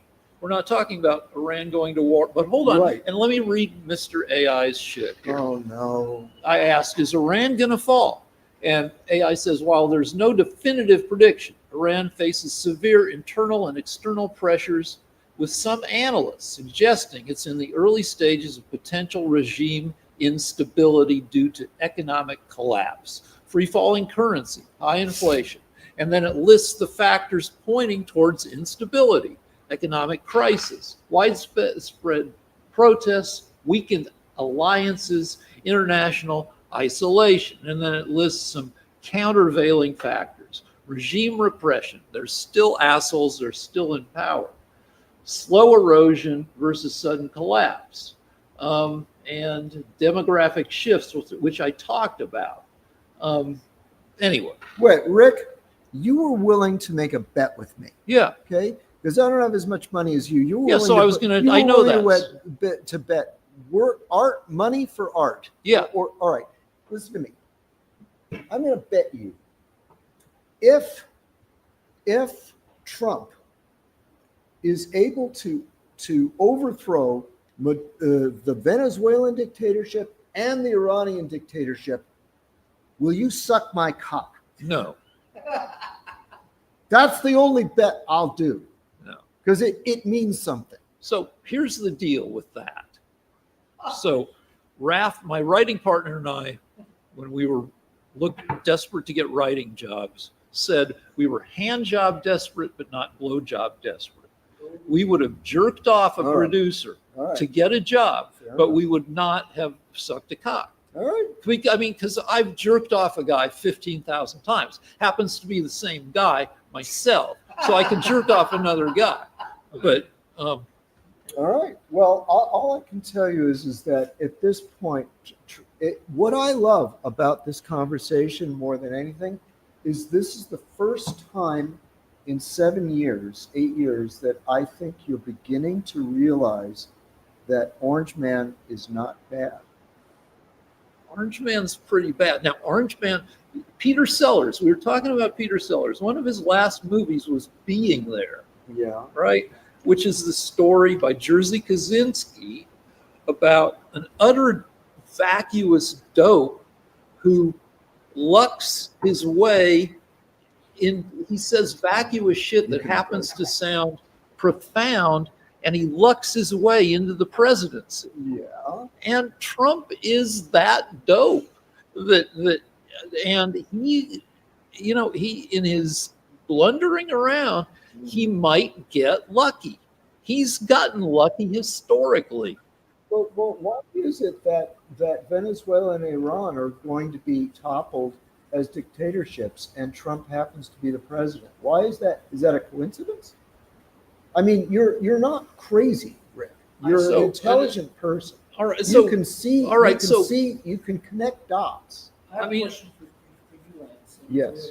Okay, So- let's let JD And ask. just to kind of provide some context for everything that's happening, Trump has received a lot of criticism from his base for not being America first. Okay, so that's my first point. My second point is early on in the administration, Trump was all over the Middle East, Qatar, the UAE, Saudi Arabia, forming these alliances. Lance, was there a rationale for that? Was there a method to that? Is all that playing into the scenario now? Well, you're trying to help me. No. I'm just. All right. Well, I'll answer that because I never have time to really say all the beautiful things about Trump. Well, what happened was this: we correctly identified that the real problem in the Middle East is Iran, and that if you take out Iran, then the Middle East is relatively safe. Trump allowed the Israelis to destroy Hamas. And now they're only negotiating about when they're going to disarm. So that ends the Palestinian problem. And then Iran is going to be overthrown. It's going to be a democratic ally of the West. It's not going to be neutral. It's going to be our ally. With Iran out of the way, the Middle East will be peaceful for the first time in millennia. And this is all because of Trump's strategy. He's a genius. And you have to understand, we don't have a problem with Saudi Arabia. We don't have a problem with Jordan. He even made deals with Syria and with Qatar, which are dangerous little countries. But right now, he is the man that is bringing peace to the Middle East. And the whole Middle East hated Iran. The whole Saudi Arabia, Egypt, they hated Iran. Israel, of course, hated Iran. But now we're doing something about it. It is the dawn of a golden age. And it's all because of what he's been doing by making alliances with the rest of the Arab world, and isolating Iran and now overthrowing it. I can't have asked for more. So I got to say that, well, there's no question that Trump is an asshole. However, we've had a couple presidents in a row who've been maybe too cautious. So there was no drama. Obama, put a lot of, he liked having a calm demeanor. And that sometimes meant that he was not aggressive enough. He killed hundreds of people with drone strikes. Okay, all right. Well, and he, by the way, he said he was good at it. He bragged about it. Okay, Biden was maybe the biggest institutionalist of our lifetimes as a president. He'd been in government for 46 years, and he liked doing things by normal means. He's visited Israel more times than any other president. He's been there 11 times. He understood the situation, but maybe he was too fucking cautious. So Trump is an a-hole, and I'll give you, if any of this shit works, he might be a lucky asshole, and B, he may turn out that that there's that occasionally having an asshole for a president works. We'll find out and everything. I was just curious. I had a question because it's my time and all along those lines. But thank you for waiting. yeah, I was waiting. I can wait patiently and everything. Y'all getting into some deep discussion.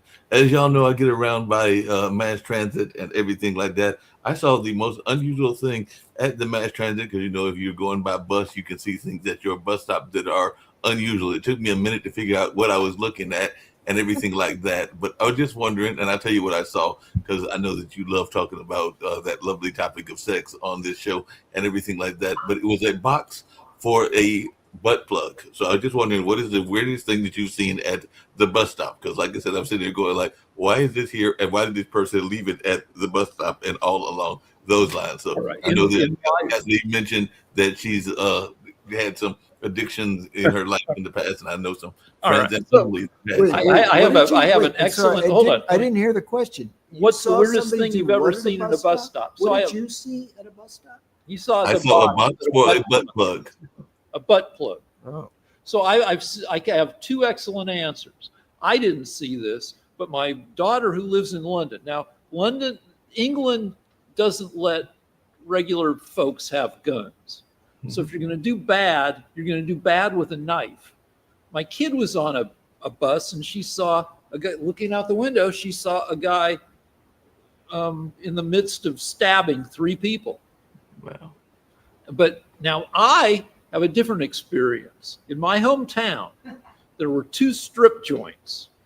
There was the one I worked at, which was for shitty strippers, the Colorado Coal Company. And there was the good strip joint, which was called the bus stop. The bus stop. So, and I never went there really. But had I gone to the bus stop, I would have seen boobies and butts and vaginas. True that.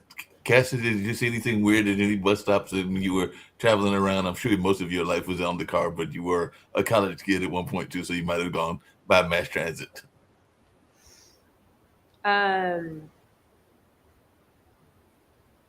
I can't remember. All right, I was. Go ahead. No, I know. I have think I have a story.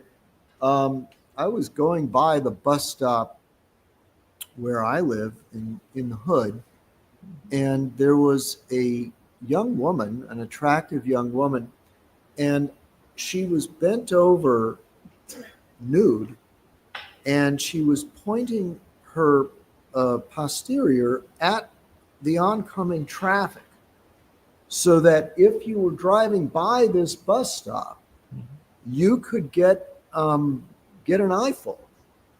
And it was.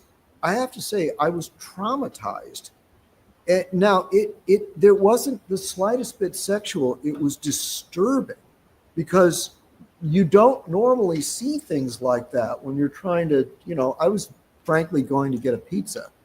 Right. And so I'm driving in my car, and there is this this vision facing me, and I thought I couldn't get it out of my mind. It turns out that the local insane asylum is right next to that bus stop. That's where the insane take the bus home when they're released from the insane asylum. So that explains what was going on. And if it wasn't that, then it's even worse. So LA has about 73,000 homeless people, and maybe a She third wasn't homeless. She was waiting for Yeah, a but no, bus. I'm saying my own answer. About a third of those people might have mental issues. And so, yeah, in traffic, a guy stopped traffic, a guy covered with paint for no reason, stopped traffic to punch himself repeatedly in the face. And then a few minutes later, I was at a different intersection, and a homeless person had just set a huge fire on the corner of random stuff. So yeah, you do see a bunch of stuff in LA. I was driving last night in the rain, and a guy walked. I was on the freeway doing 75, and a guy walked in front of my car across the freeway. And now, is every homeless person actually homeless though in LA? Because I know in North Carolina we had a gentleman that was supposedly homeless, but people said they went to his house and it was like a mansion. So he was actually living in a mansion, even though he was panhandling for money. So he might have had other mental issues going on. Most of the homeless in LA are undercover movie stars and millionaires. Can believe Mark, that. I saw something very bizarre when I was at a bus stop once. There was a crosswalk, and I thought I could see. I didn't have my glasses on, so I couldn't see from far. But they got closer. Is that guy holding a stick? And it was a blind guy with his stick, and the guy behind him. There was a blind guy the guy behind him was also blind, holding on to his shoulder. So I literally saw the blind leading the blind. The blind leading the blind. Wow. Yeah, it exists. It does exist. Cool.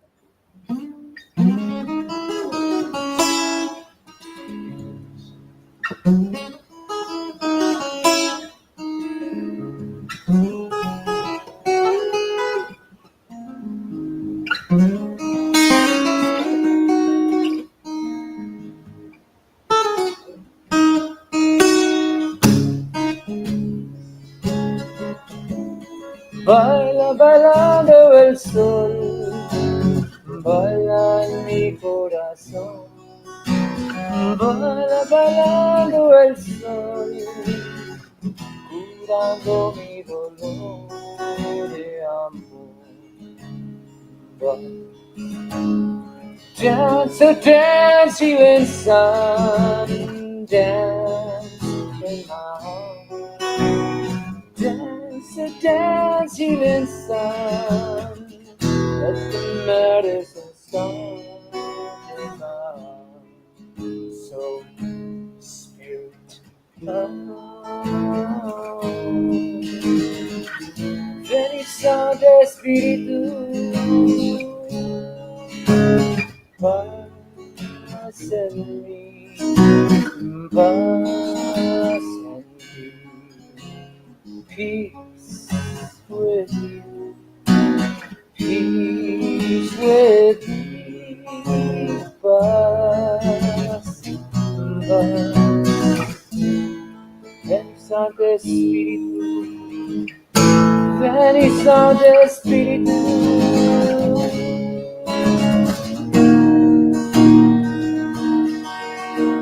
Baila, bailando el sol, baila en mi corazón. Dance, oh dance, healing sun, let the medicine start in my heart. So, spirit,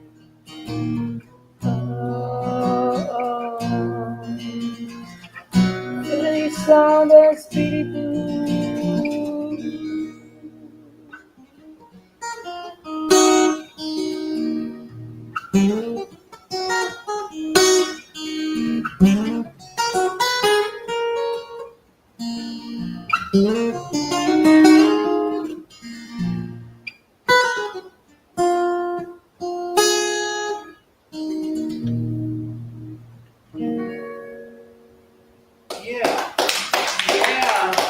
Thank you. Another JD Moxman. They're all originals. They're all originals, and Cassie's throwing in her stylings as well. So hope you enjoyed that song. That one's called Bailando el Sol, The Sun Dances for Healing Power.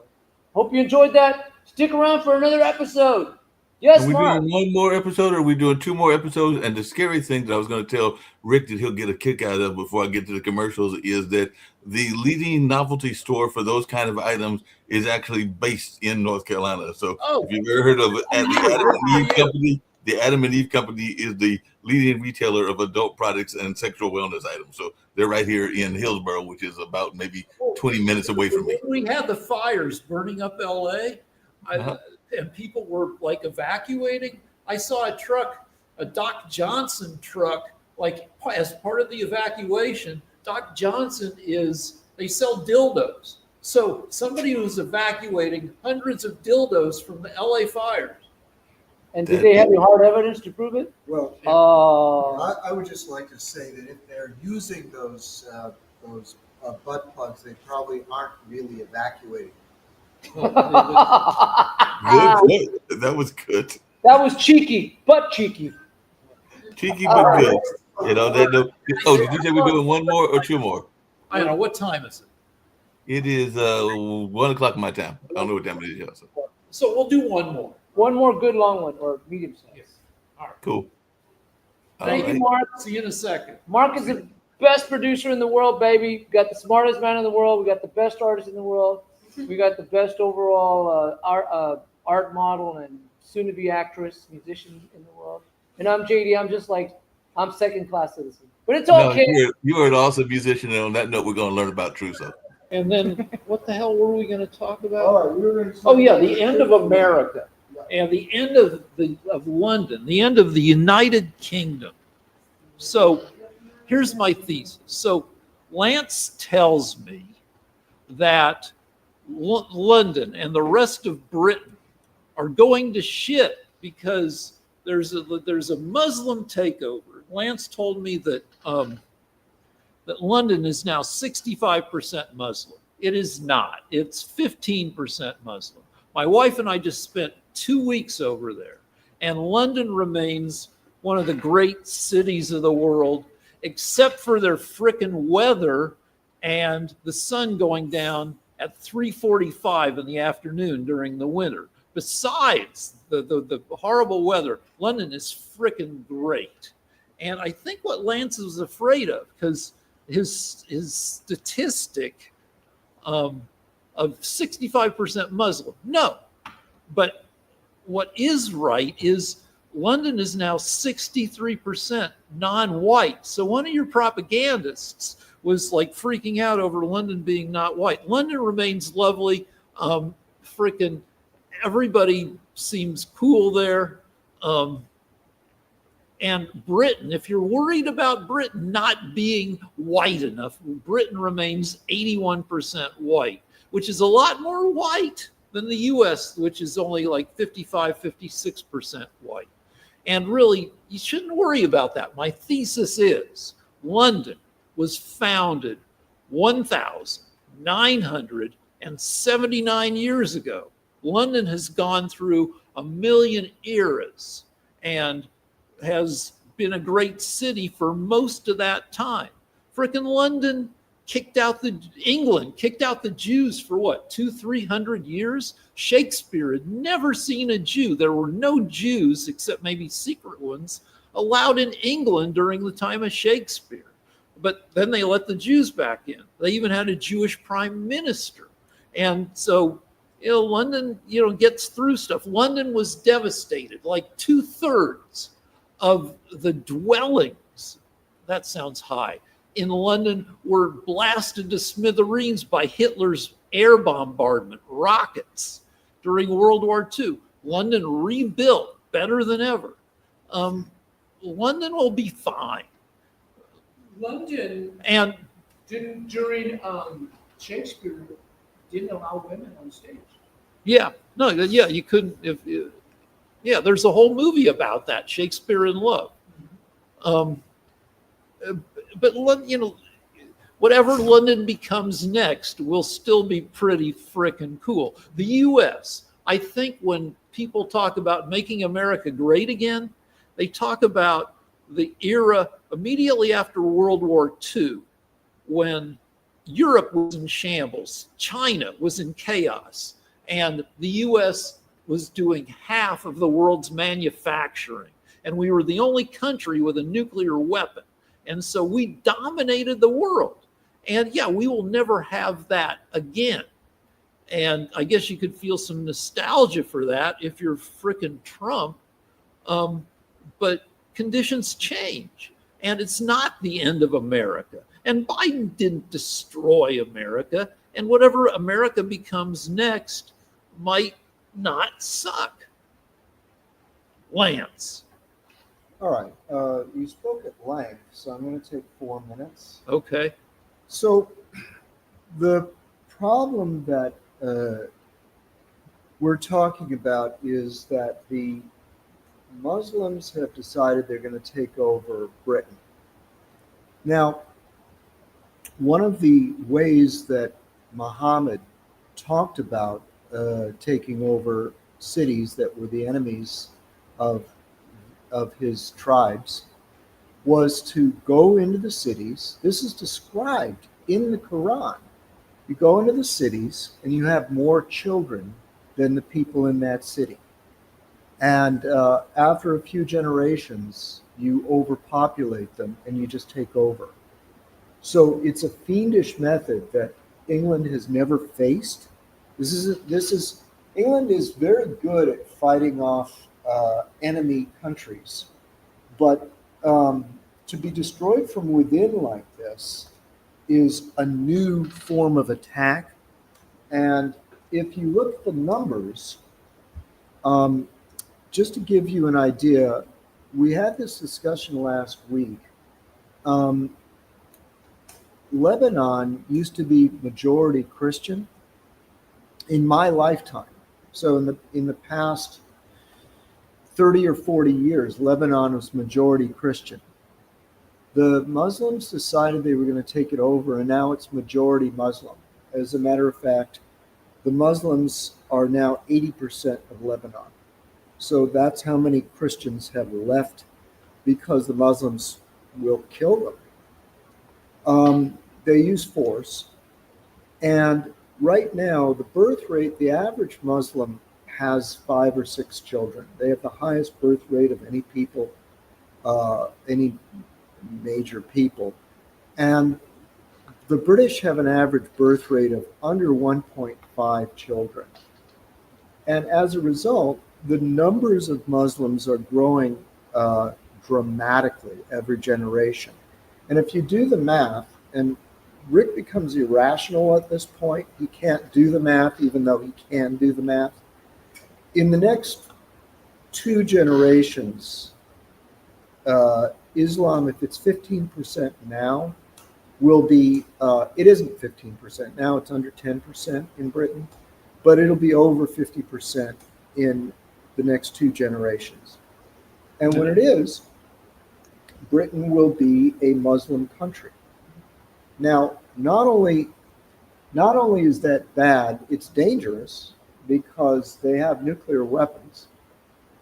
And Vice President Vance has actually had the wisdom to point out that it's not in America's interest for Muslims to take over the nuclear arsenal of Britain and France, because they're doing the same thing in France.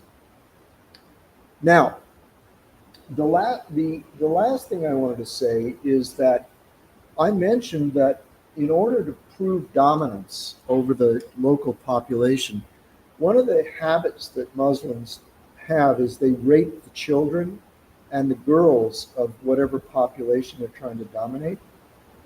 Now, we found, Rick has admitted, gritting his teeth, that 3 cities were abused in this way, where thousands of English children were raped.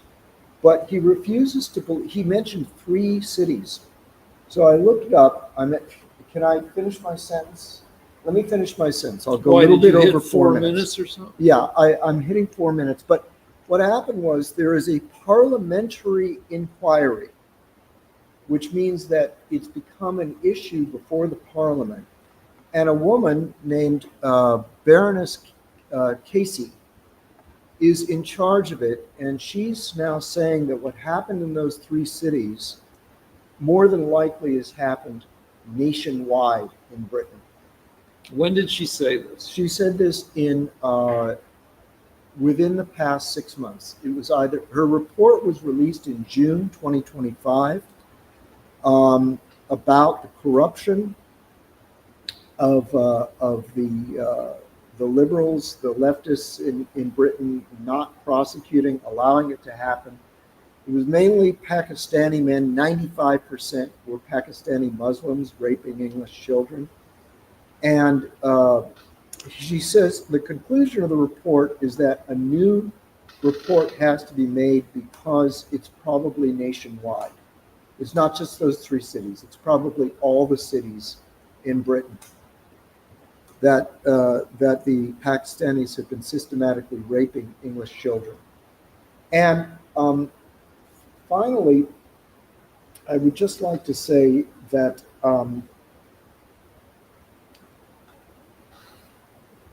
okay, I forgot what I was going to say. All right, so let me address all this stuff. So here's what demographers say, population statisticians say that in the year 2100, 74 years from now, they estimate that England's Muslim population could reach around 19 to 20% of the population, up from 7% in 2025, based on the factors that Lance talks about, that they have more kids. That's one report. Another report says between 12 and 20% by the end of the century. Again, by higher birth rates and migration. Also, there's some freaking out because the longtime mayor of London is Muslim. Is it Richie Sunak? No, that's the former leader, and he's not Muslim. All right. Well, anyway, the mayor of London's Muslim. No, and it doesn't seem to be a problem. Okay, so let me talk about some other stuff.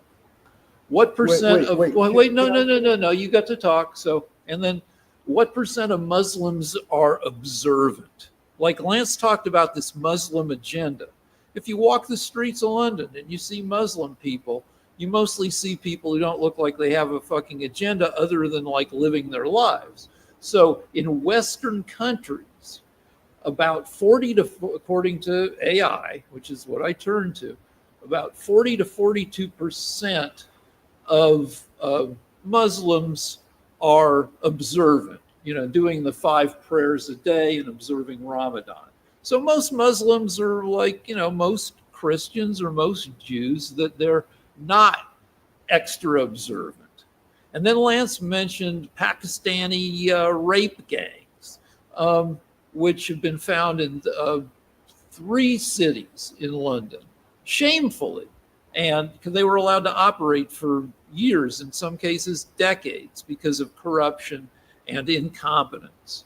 And this one lady on some board said there are likely more cities. Okay, but that's so. Is England being overrun with Pakistani gangs? So only 1/3 of the Muslims in England are Pakistani. So England is not going to fall to Muslims, and rape gangs are not going to run rampant. UK. Just letting you know, the Canadian corner was here. They hadn't been here for the other 2 episodes. All right, Canadian corner. No. I just wanted to say, I want to say something else. Okay. Okay. First of all, it's part of the Muslim philosophy. Whenever they conquered another tribe in the Quran, they would always rape the women. So these ones that you say they're observant, they haven't changed their philosophy, because Muhammad was a rapist. In fact, he raped a child. So they believe that they should continue that. Now, wait. You said I could talk. But there's one other point I'd like to make that Rick doesn't. This will be new to Rick. But I think it's okay if England says that they want to have that they want England to remain English. Okay, somebody's making a lot of noise. So anyway, what I'm saying, turn that down for a minute. So what I'm saying is something that people in the West need to consider is that the English can't go anywhere else. England is the land of the Angles. England is deserves and has earned the right to remain English. It's not part of Pakistan. It doesn't have to become part of Pakistan to be polite. And France doesn't need to become part of the Arab world. France can be French. So that's all I'm asking. I'm asking that the people in these countries don't have their countries colonized by people that want to take over their countries. And by the way, I don't know if you've ever seen this, but if you're informed, you will see this. The Muslims pray in the streets in England. They very pretty much every day they will take over city streets in London and pray en masse, hundreds of them, thousands. And it was recently revealed there was a Muslim actually felt sorry. He was in Canada. He felt sorry for the West because people like Rick are so ignorant. And he said, you know, the truth is we don't have to pray outside. In Arab countries, we pray inside mosques. When we pray outside in London, it's to show that we dominate London. Yeah, but they We're in fucking charge. don't. Yeah, but they do because they they they have now imposed Sharia law in many cities in Britain. Now what that means is, let me tell you what that means, by the way. It means you can beat your wife, and the rate of incest is the highest in the world among Pakistani Muslims, especially in Britain. So one of the things they do is they marry into their own family because Muhammad did that. And the birth defects are so horrible and so expensive that it's breaking the medical system in Britain. And by the way, you may say that they're only 12% or whatever, but every year Britain is bringing in tens of thousands of new Muslims because it turns out they're bribing the Labour Party to let them in. Yeah, They're getting millions and millions of dollars from Qatar to bribe the politicians to let the boats come in. So thousands and thousands of new Muslims, mostly military-age men, are coming into Britain. All right. So, do we have Canadian corner? And I would just all right. You talked I'd for a like- long time. Now let me have Scott here. Do we have Scott? Yeah. Hello. Can you rebut any of this garbage, this sawdust that is packed into Lance's brain by right-wing propaganda? So many children will be raped because of people like you, Rick. Scott. You don't have the At least he's not saying bye, Rick. That's you don't have the ability to stand up, to see clearly enough to fight the rape of children by Muslims gangs in Britain. Rick is defensive. Rick is defensive.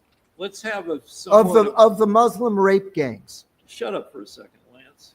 Scott.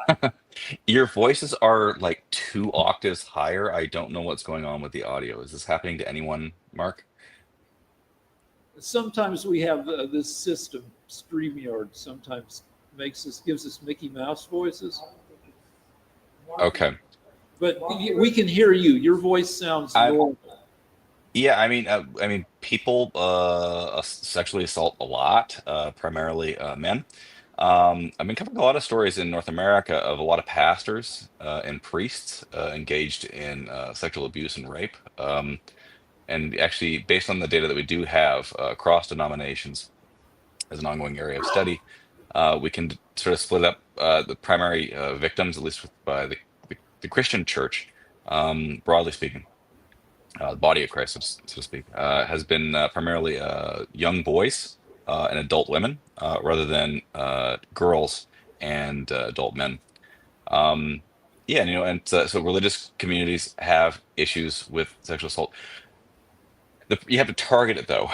Primarily, it's men in positions of authority. I mean, I did do one interview recently with a lady named Sharon Aronson, who runs an organization called Magen out of Israel, and they have a similar issue with regards to rabbis.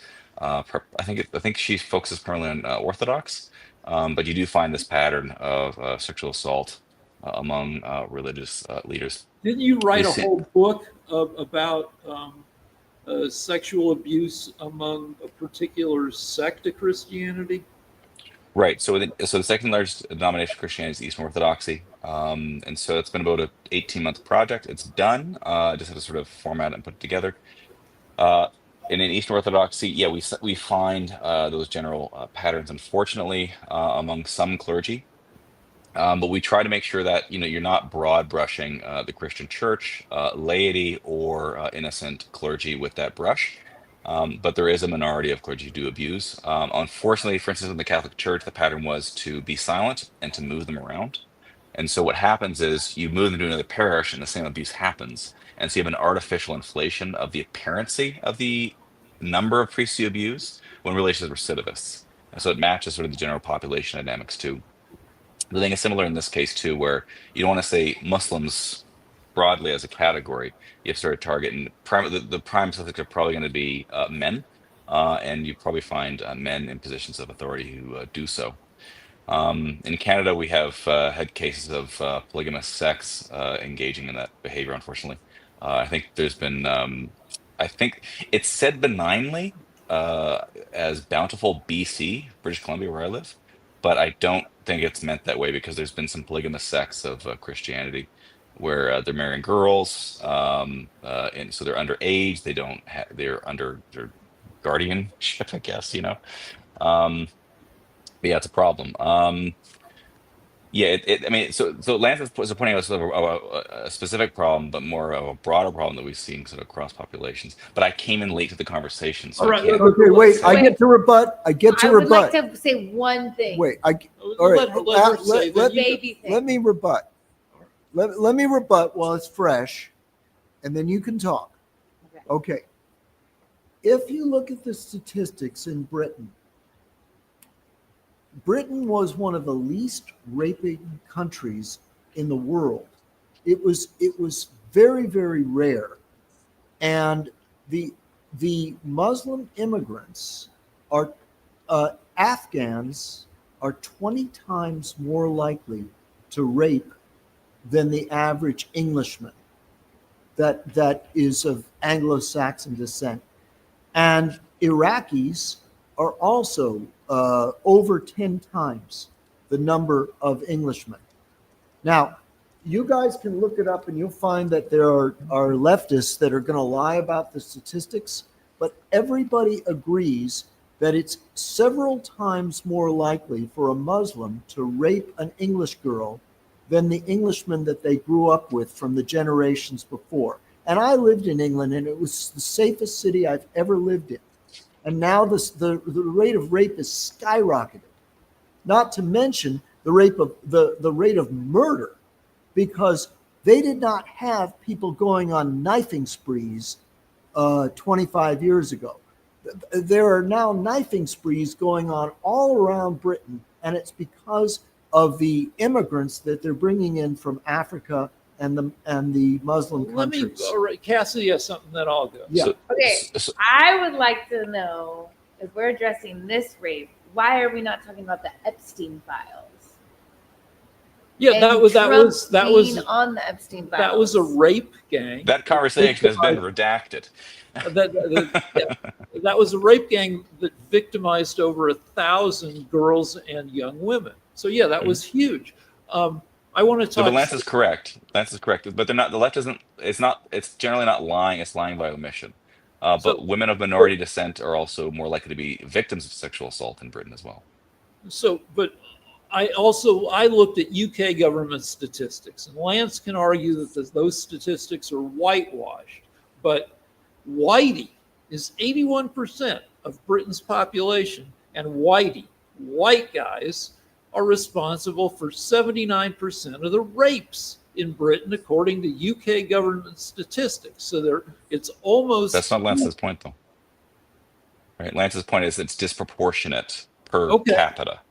Right. So that's All right. more his major Okay. point. So that could still be true, but his point could still be true. Hold on. Both things can be true. It just means that there aren't that many Afghans in the UK to tilt the statistics away, because if 81% of white guys are responsible for 79% of rapes, then that leaves only 21% for all these minorities to be doing. Yes. Yeah, So, but also, one more thing. for a guy, Well, hold on. It's red herring, though. It's not his point. Well, what? It's a red herring, though. It's not his point. You're making the general point, which is correct. His was a more specific point, and it's sort of concern about All right, but subculture he's and saying the ethnic that background of that certain, subculture. or he's saying that certain immigrants are way more rapey than the average Brit. Okay, that can be true, but Some colleagues have pointed this out to me. All Yeah, right, some colleagues in Britain that are journalists do try to point this out in the popular media, and they do have trouble trying to point it out. all right. So, but here's one more thing. And they come from Pakistani background, just for the record. All right, one more thing is there are 1.4 billion Muslims. Islam is not a unitary religion the same way Christianity isn't unitary. It's got a bunch of different frickin' flavors. And so Mr. AI, which Lance accuses of being liberal and probably maybe, I don't know, says Islam strictly condemns and prohibits rape as a serious crime and a grave sin. you make Considered me sick. considered a violation of moral and divine law, human dignity, and the victim's bodily autonomy. If it's against other Muslims, but not against people that are kafirs. You and I are kafirs. Cassidy is a kafir. We're not Muslims, so we're open to being raped. Don't you understand that, Rick? No, I think you're largely full of shit. In the Lance. Muslim religion, they are raping people that aren't followers of Islam. You know what? People are getting murdered and raped because of your ignorance. Okay, Mr. AI says no. The general consensus among Muslims is that rape of any person, regardless of their religious beliefs, is a major sin and a grave crime. And I'm sure there are extremists. The general consensus of everybody is that rape is wrong. That doesn't mean anything. You're a mathematician. If 10% think it's okay, that's an epidemic of rape. Just as a point of humor, the yelling that's happening is happening at the tone of the chipmunks right now to me. That's what I'm hearing. What is Mark hearing? Mark? It's okay. I think I'm coming in. I can hear it clearly, so it's probably on Scott's end and everything like Okay, that. I'll rejoin. Jumping on this conversation and everything, because Lance, if I'm hearing you correctly, then and I'm gonna get real political here, then the significant rape that European Americans, which would have been white Americans, caused during the slavery times would be similar or parallel to what you're saying is being done in London at this particular time by the Muslim population, even though to what Rick just said, most Muslims, because I do have some friends that are Muslims, do not believe that rape is a good thing. But then again, I'm not saying that every white man believed that rape was a good thing during slavery. Yeah, in fact, you could even bring it up to today. In the past 100 years, it turns out that white women were 7 times more likely to be raped by black men than the reverse. Think about that, and that's without slavery. That's just crime. First off, I don't believe that statistic. FBI statistics. And by the way, about the AI being, if I remember correctly, and Rick, you can correct me if I'm wrong, I believe the inventor of AI, or at least one of the major inventors, is a major Republican donor. So he's actually Peter Thiel is, yeah. So Lance can say AI is liberal, but Peter Thiel is a major backer of J.D. Vance and is super frickin' Trumpy. Yeah, and it's not just Peter Thiel. It's another inventor. Scott may know who I'm talking about, but it's one of the actual gentlemen that's involved with AI that I think is Well, also. just look at Elon Musk. Elon Musk and Yeah. Lance would love each other. In the, they're very worried about the incursion of non-white. Now, whitey in the world is only 10 or 11% of the world's population. So people worried about this flood of otherness taking over. White hegemony is, it already happened. Whitey has never been a majority in the world. And as I said at the beginning of this episode, whatever comes next will likely be pretty awesome and pretty okay. Yeah, there will be lots of among, I mean, I believe that the standard of living for people across the world generally improves over time, though horrible shit happens in every era. And I believe that, the next London, the next Britain, the Britain of 50, 80, 100 years from now, the United States of 100 years from now will be pretty awesome, even though there will be some bad shit going on too.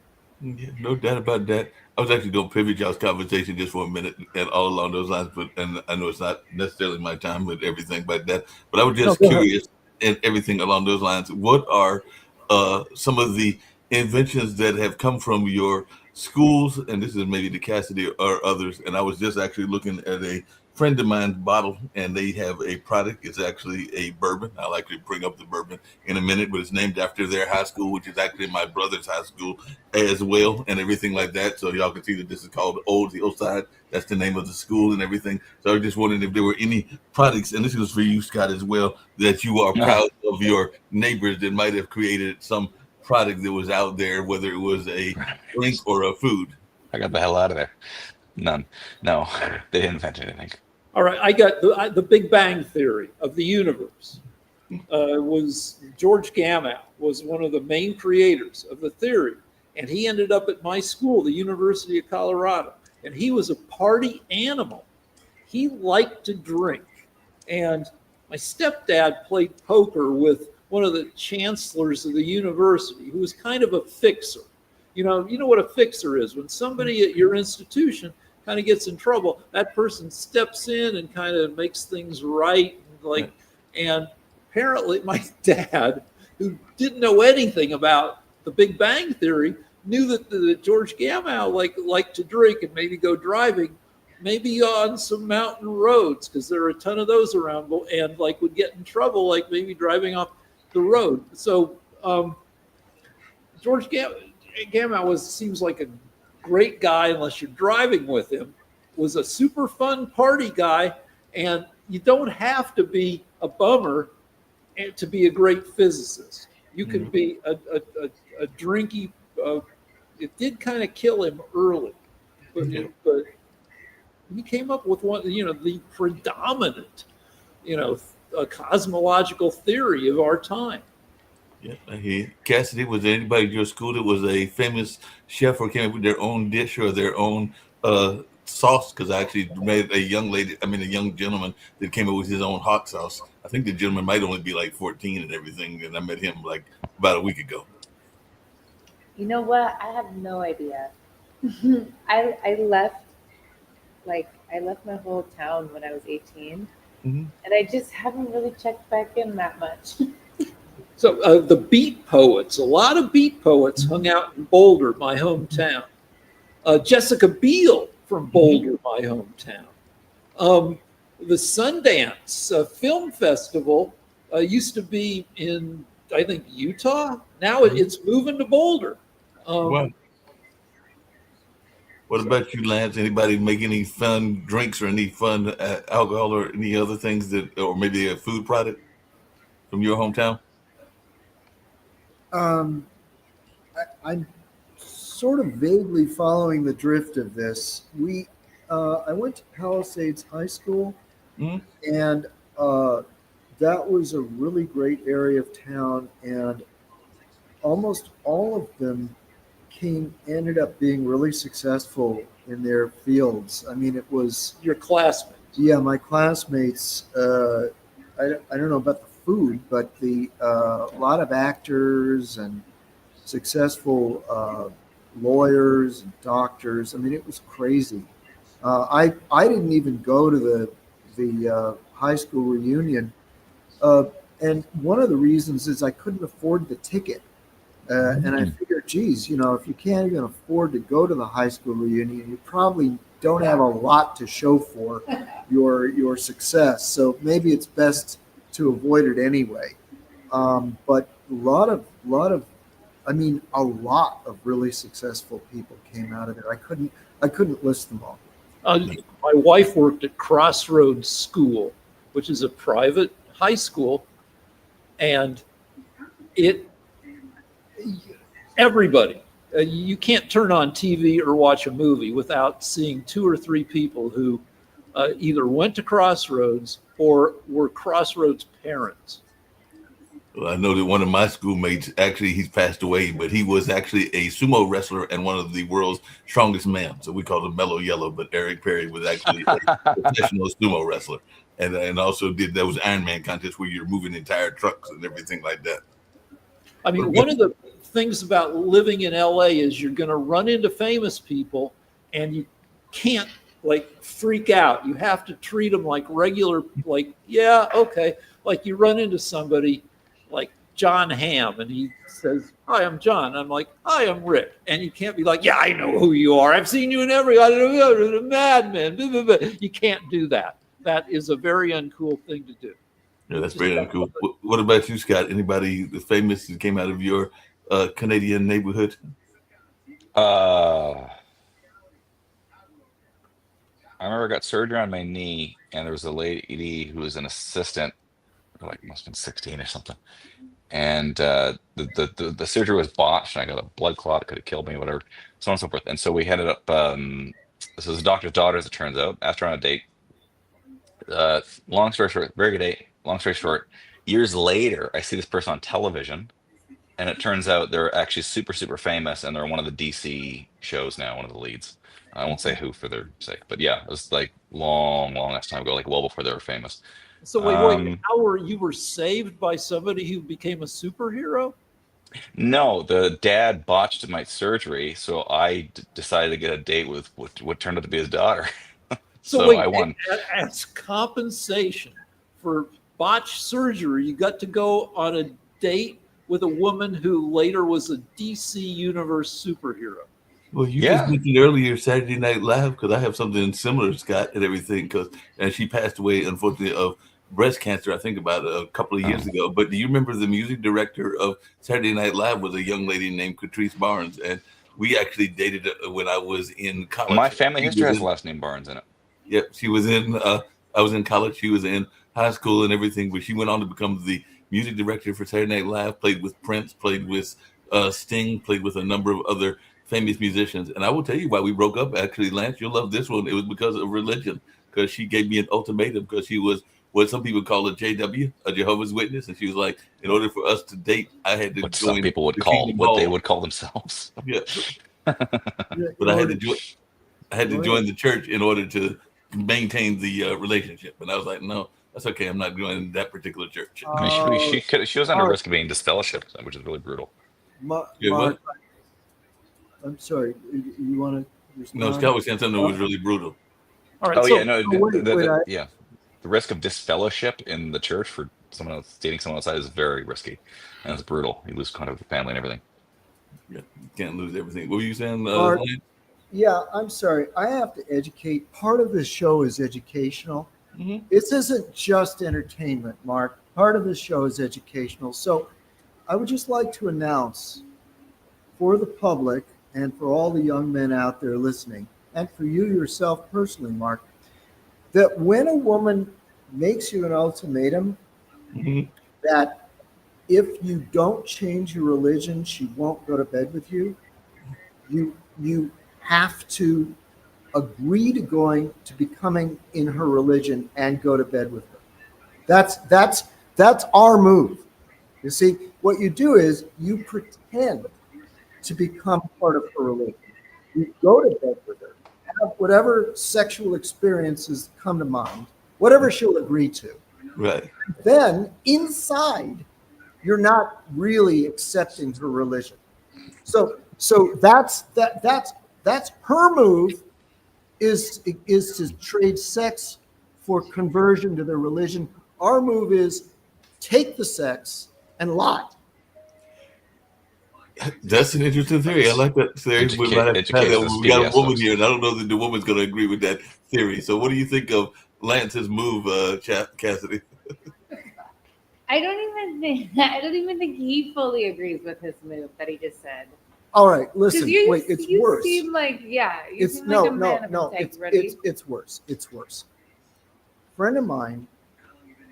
Which one? A friend of mine was in the mafia, and he said to me, "As a man, you pretty much always have the option of lying. Take it." Oh my God. No, hold on. There's a saying, you become what you pretend to be. So here's the game.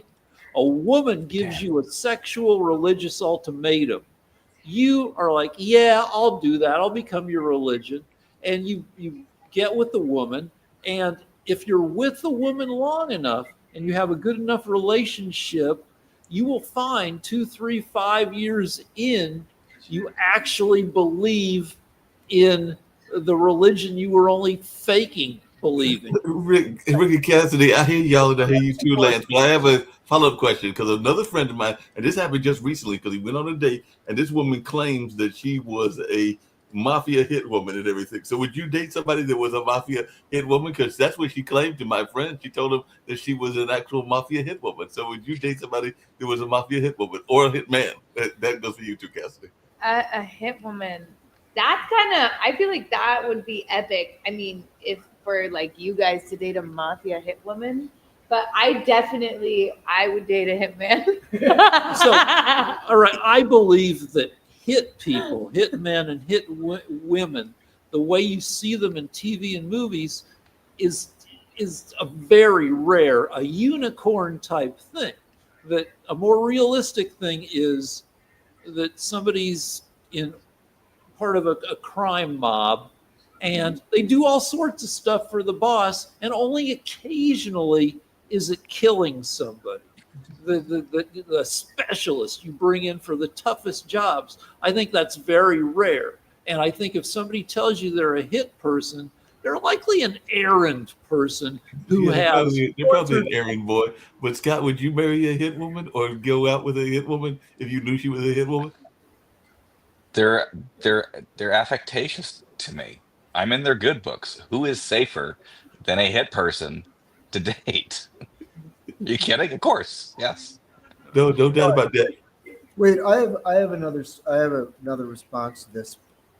So in Los Angeles, the bondage clubs are advertised online. Bless you.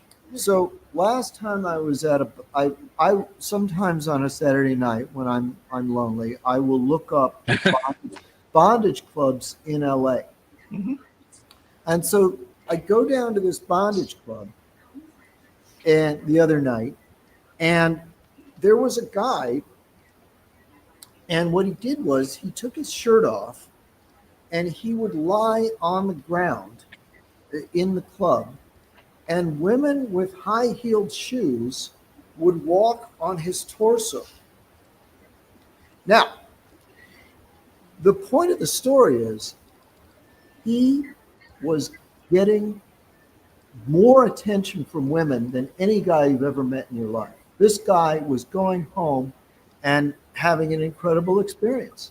So it goes beyond changing religion, getting over moral issues about whether or not you're a hitman or she's a hitman.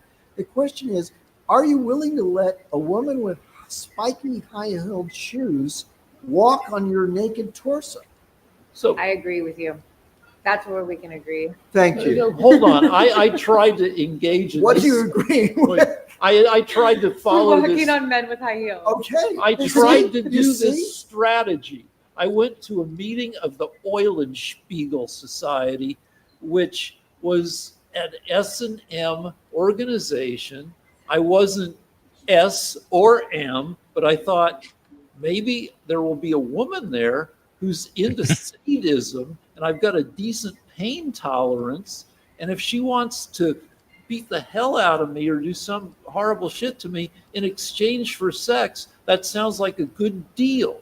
So I showed up in the meeting, and it was just a dozen high school vice principals in polyester suits talking about wanting to be mean to women. There were no women.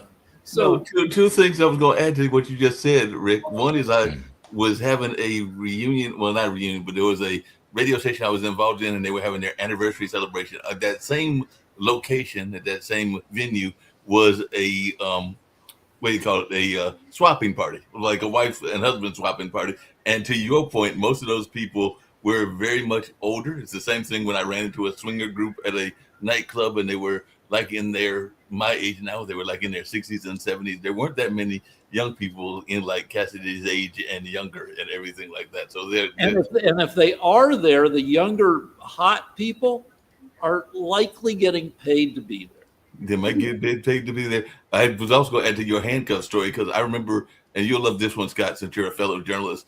I remember going to cover a young lady who was doing fashion shows in Raleigh, which is our state capital in North Carolina, and she told me to come do the story at her house. So I went to her house, and at some point, Mother Nature called, so I had to go to the restroom, and she was living in a loft. And when I went upstairs, I noticed that she had the belts with the spikes on them. She also had handcuffs and everything like that. So me being a very innocent young man at the time, I think I was in my 20s or maybe 30s at the time, I was asking her, I said, now is that for show or is that for actual use and everything? And in probably one of the best African-American Mae West impersonations that I have ever heard, she scared the living shit out of me, Cassidy, because she said, that depends on what I wanted it to be for and everything like that. So like I said, it was in my more naive time of life and everything like that. So I was going like, oh, well. So it was just pretend for you.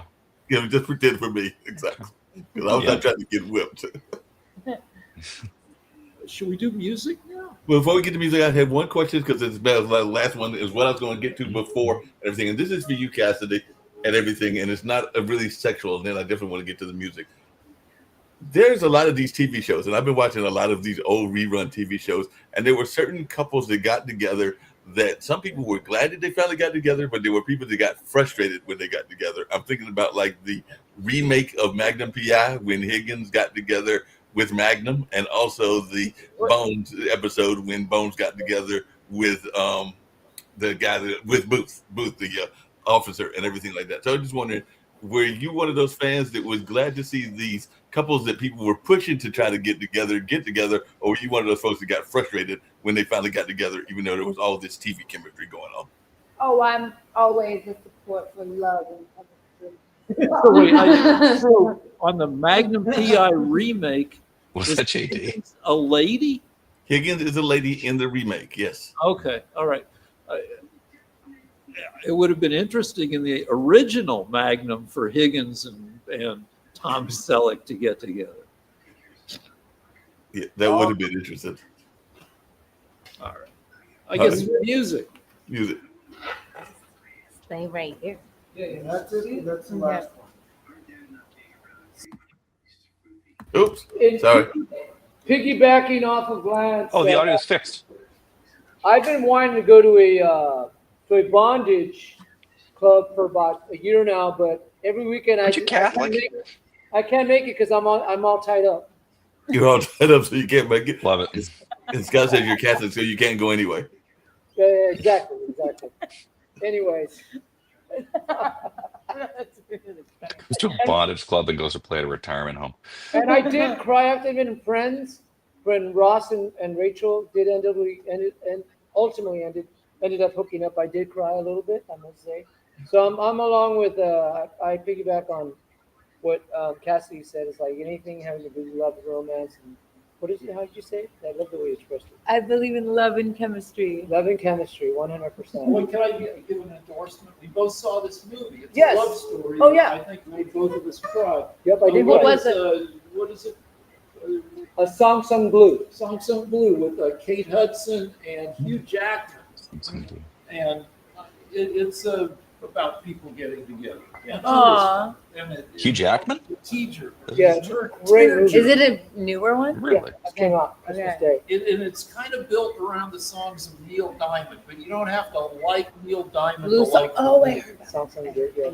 It's about a guy who becomes a Neil Diamond interpreter, and he meets a girl who sings with him, and it becomes his wife, and it's her love story. Based on a documentary. Man. Hey, Jay, before you start your song and everything along those lines, Scott doesn't know it because he wasn't here for the other 2 episodes. And I know this is the last one. We now have a theme song because you played the theme song every one of our intros. You and have a everything like theme? I do, yeah. But what's the theme for the theme song? What's the premise? Well, it's just Naked at Night, with Rick, Lance, and Mark, and Cassidy, and JD, and I just kind of. So Tied Up does fit. Okay, go ahead. Let's hear it. What? Say what? He said so tied up does fit for you. Oh. Yeah, he's Naked at Night. Yeah, Naked yeah, at Tied Up. Yeah. 100%. It's all tied up. Retirement. That should be your pitch. You should have a trailer. Retirement homes by day. Then the old people take naps, and I do Naked at Night. At night. I love indeed. And just that's how I do my. You can start off with that corny Hollywood fucking movie trailers in a world. Yeah. I love it. Cool.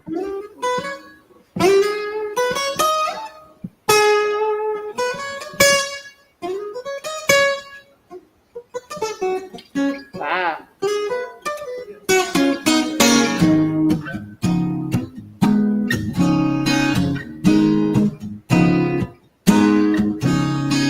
Vamos a pegar, vamos a quebrar, vamos a pegar la piñata, vamos a buchar, vamos a empujar, vamos a buchar por las luces. Vamos a pegar la piñata, vamos a buchar por las luces. Vamos a pegar la piñata, vamos a buchar por las luces.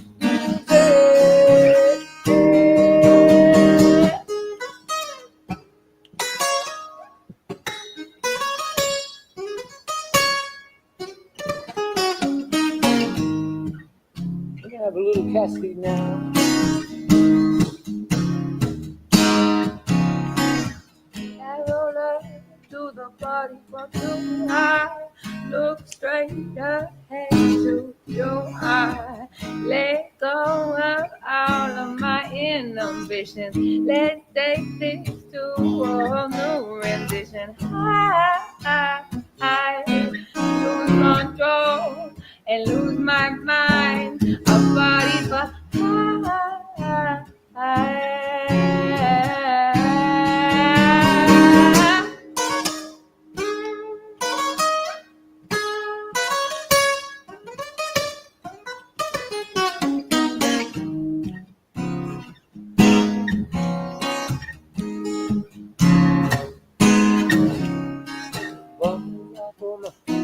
Vamos a beber, vamos a tomar cerveza, vamos a comenzar a volar, vamos a comenzar a volar los chingazos, vamos a tomar cerveza, vamos a volar los chingazos, vamos a tomar cerveza, vamos a volar los chingazos.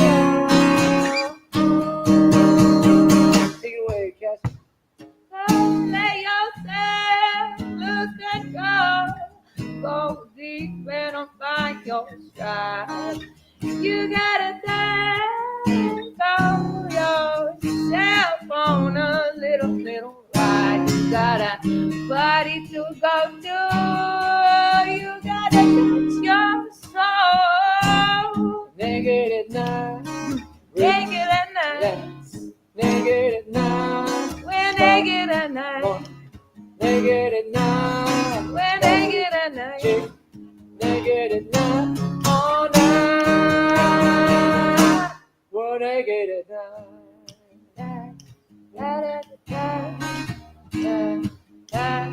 Naked at night.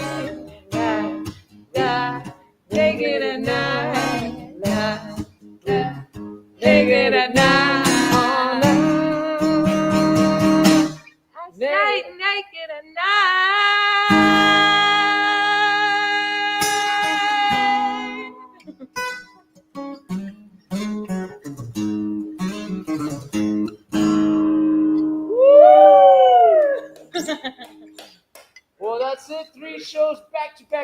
Cassidy for that improv, rock and roll, jazz, blues, lullaby. Thank you so much. And I'm JD. And stick around for the post. More episodes. What's that? 0 more episodes. 0 more episodes. But you can always go back and watch the reruns. All right. So thank you, Mark, producer extraordinaire. I want to Thank you, personally Canadian Corner. Thank you, Scott. thank you, Scott. Thank you, Rick Rosner, the founder of this great show, the founding forefather, along with Lance, and I'm JD. Thank you, Cassidy, for your beauty and your intelligentsia, for your youth, and thank you, folks that are watching us. Okay, keep watching and make us number one on the internet. Let's break the internet. Like, subscribe, and all that good stuff. Ciao, baby. Bam. Woo!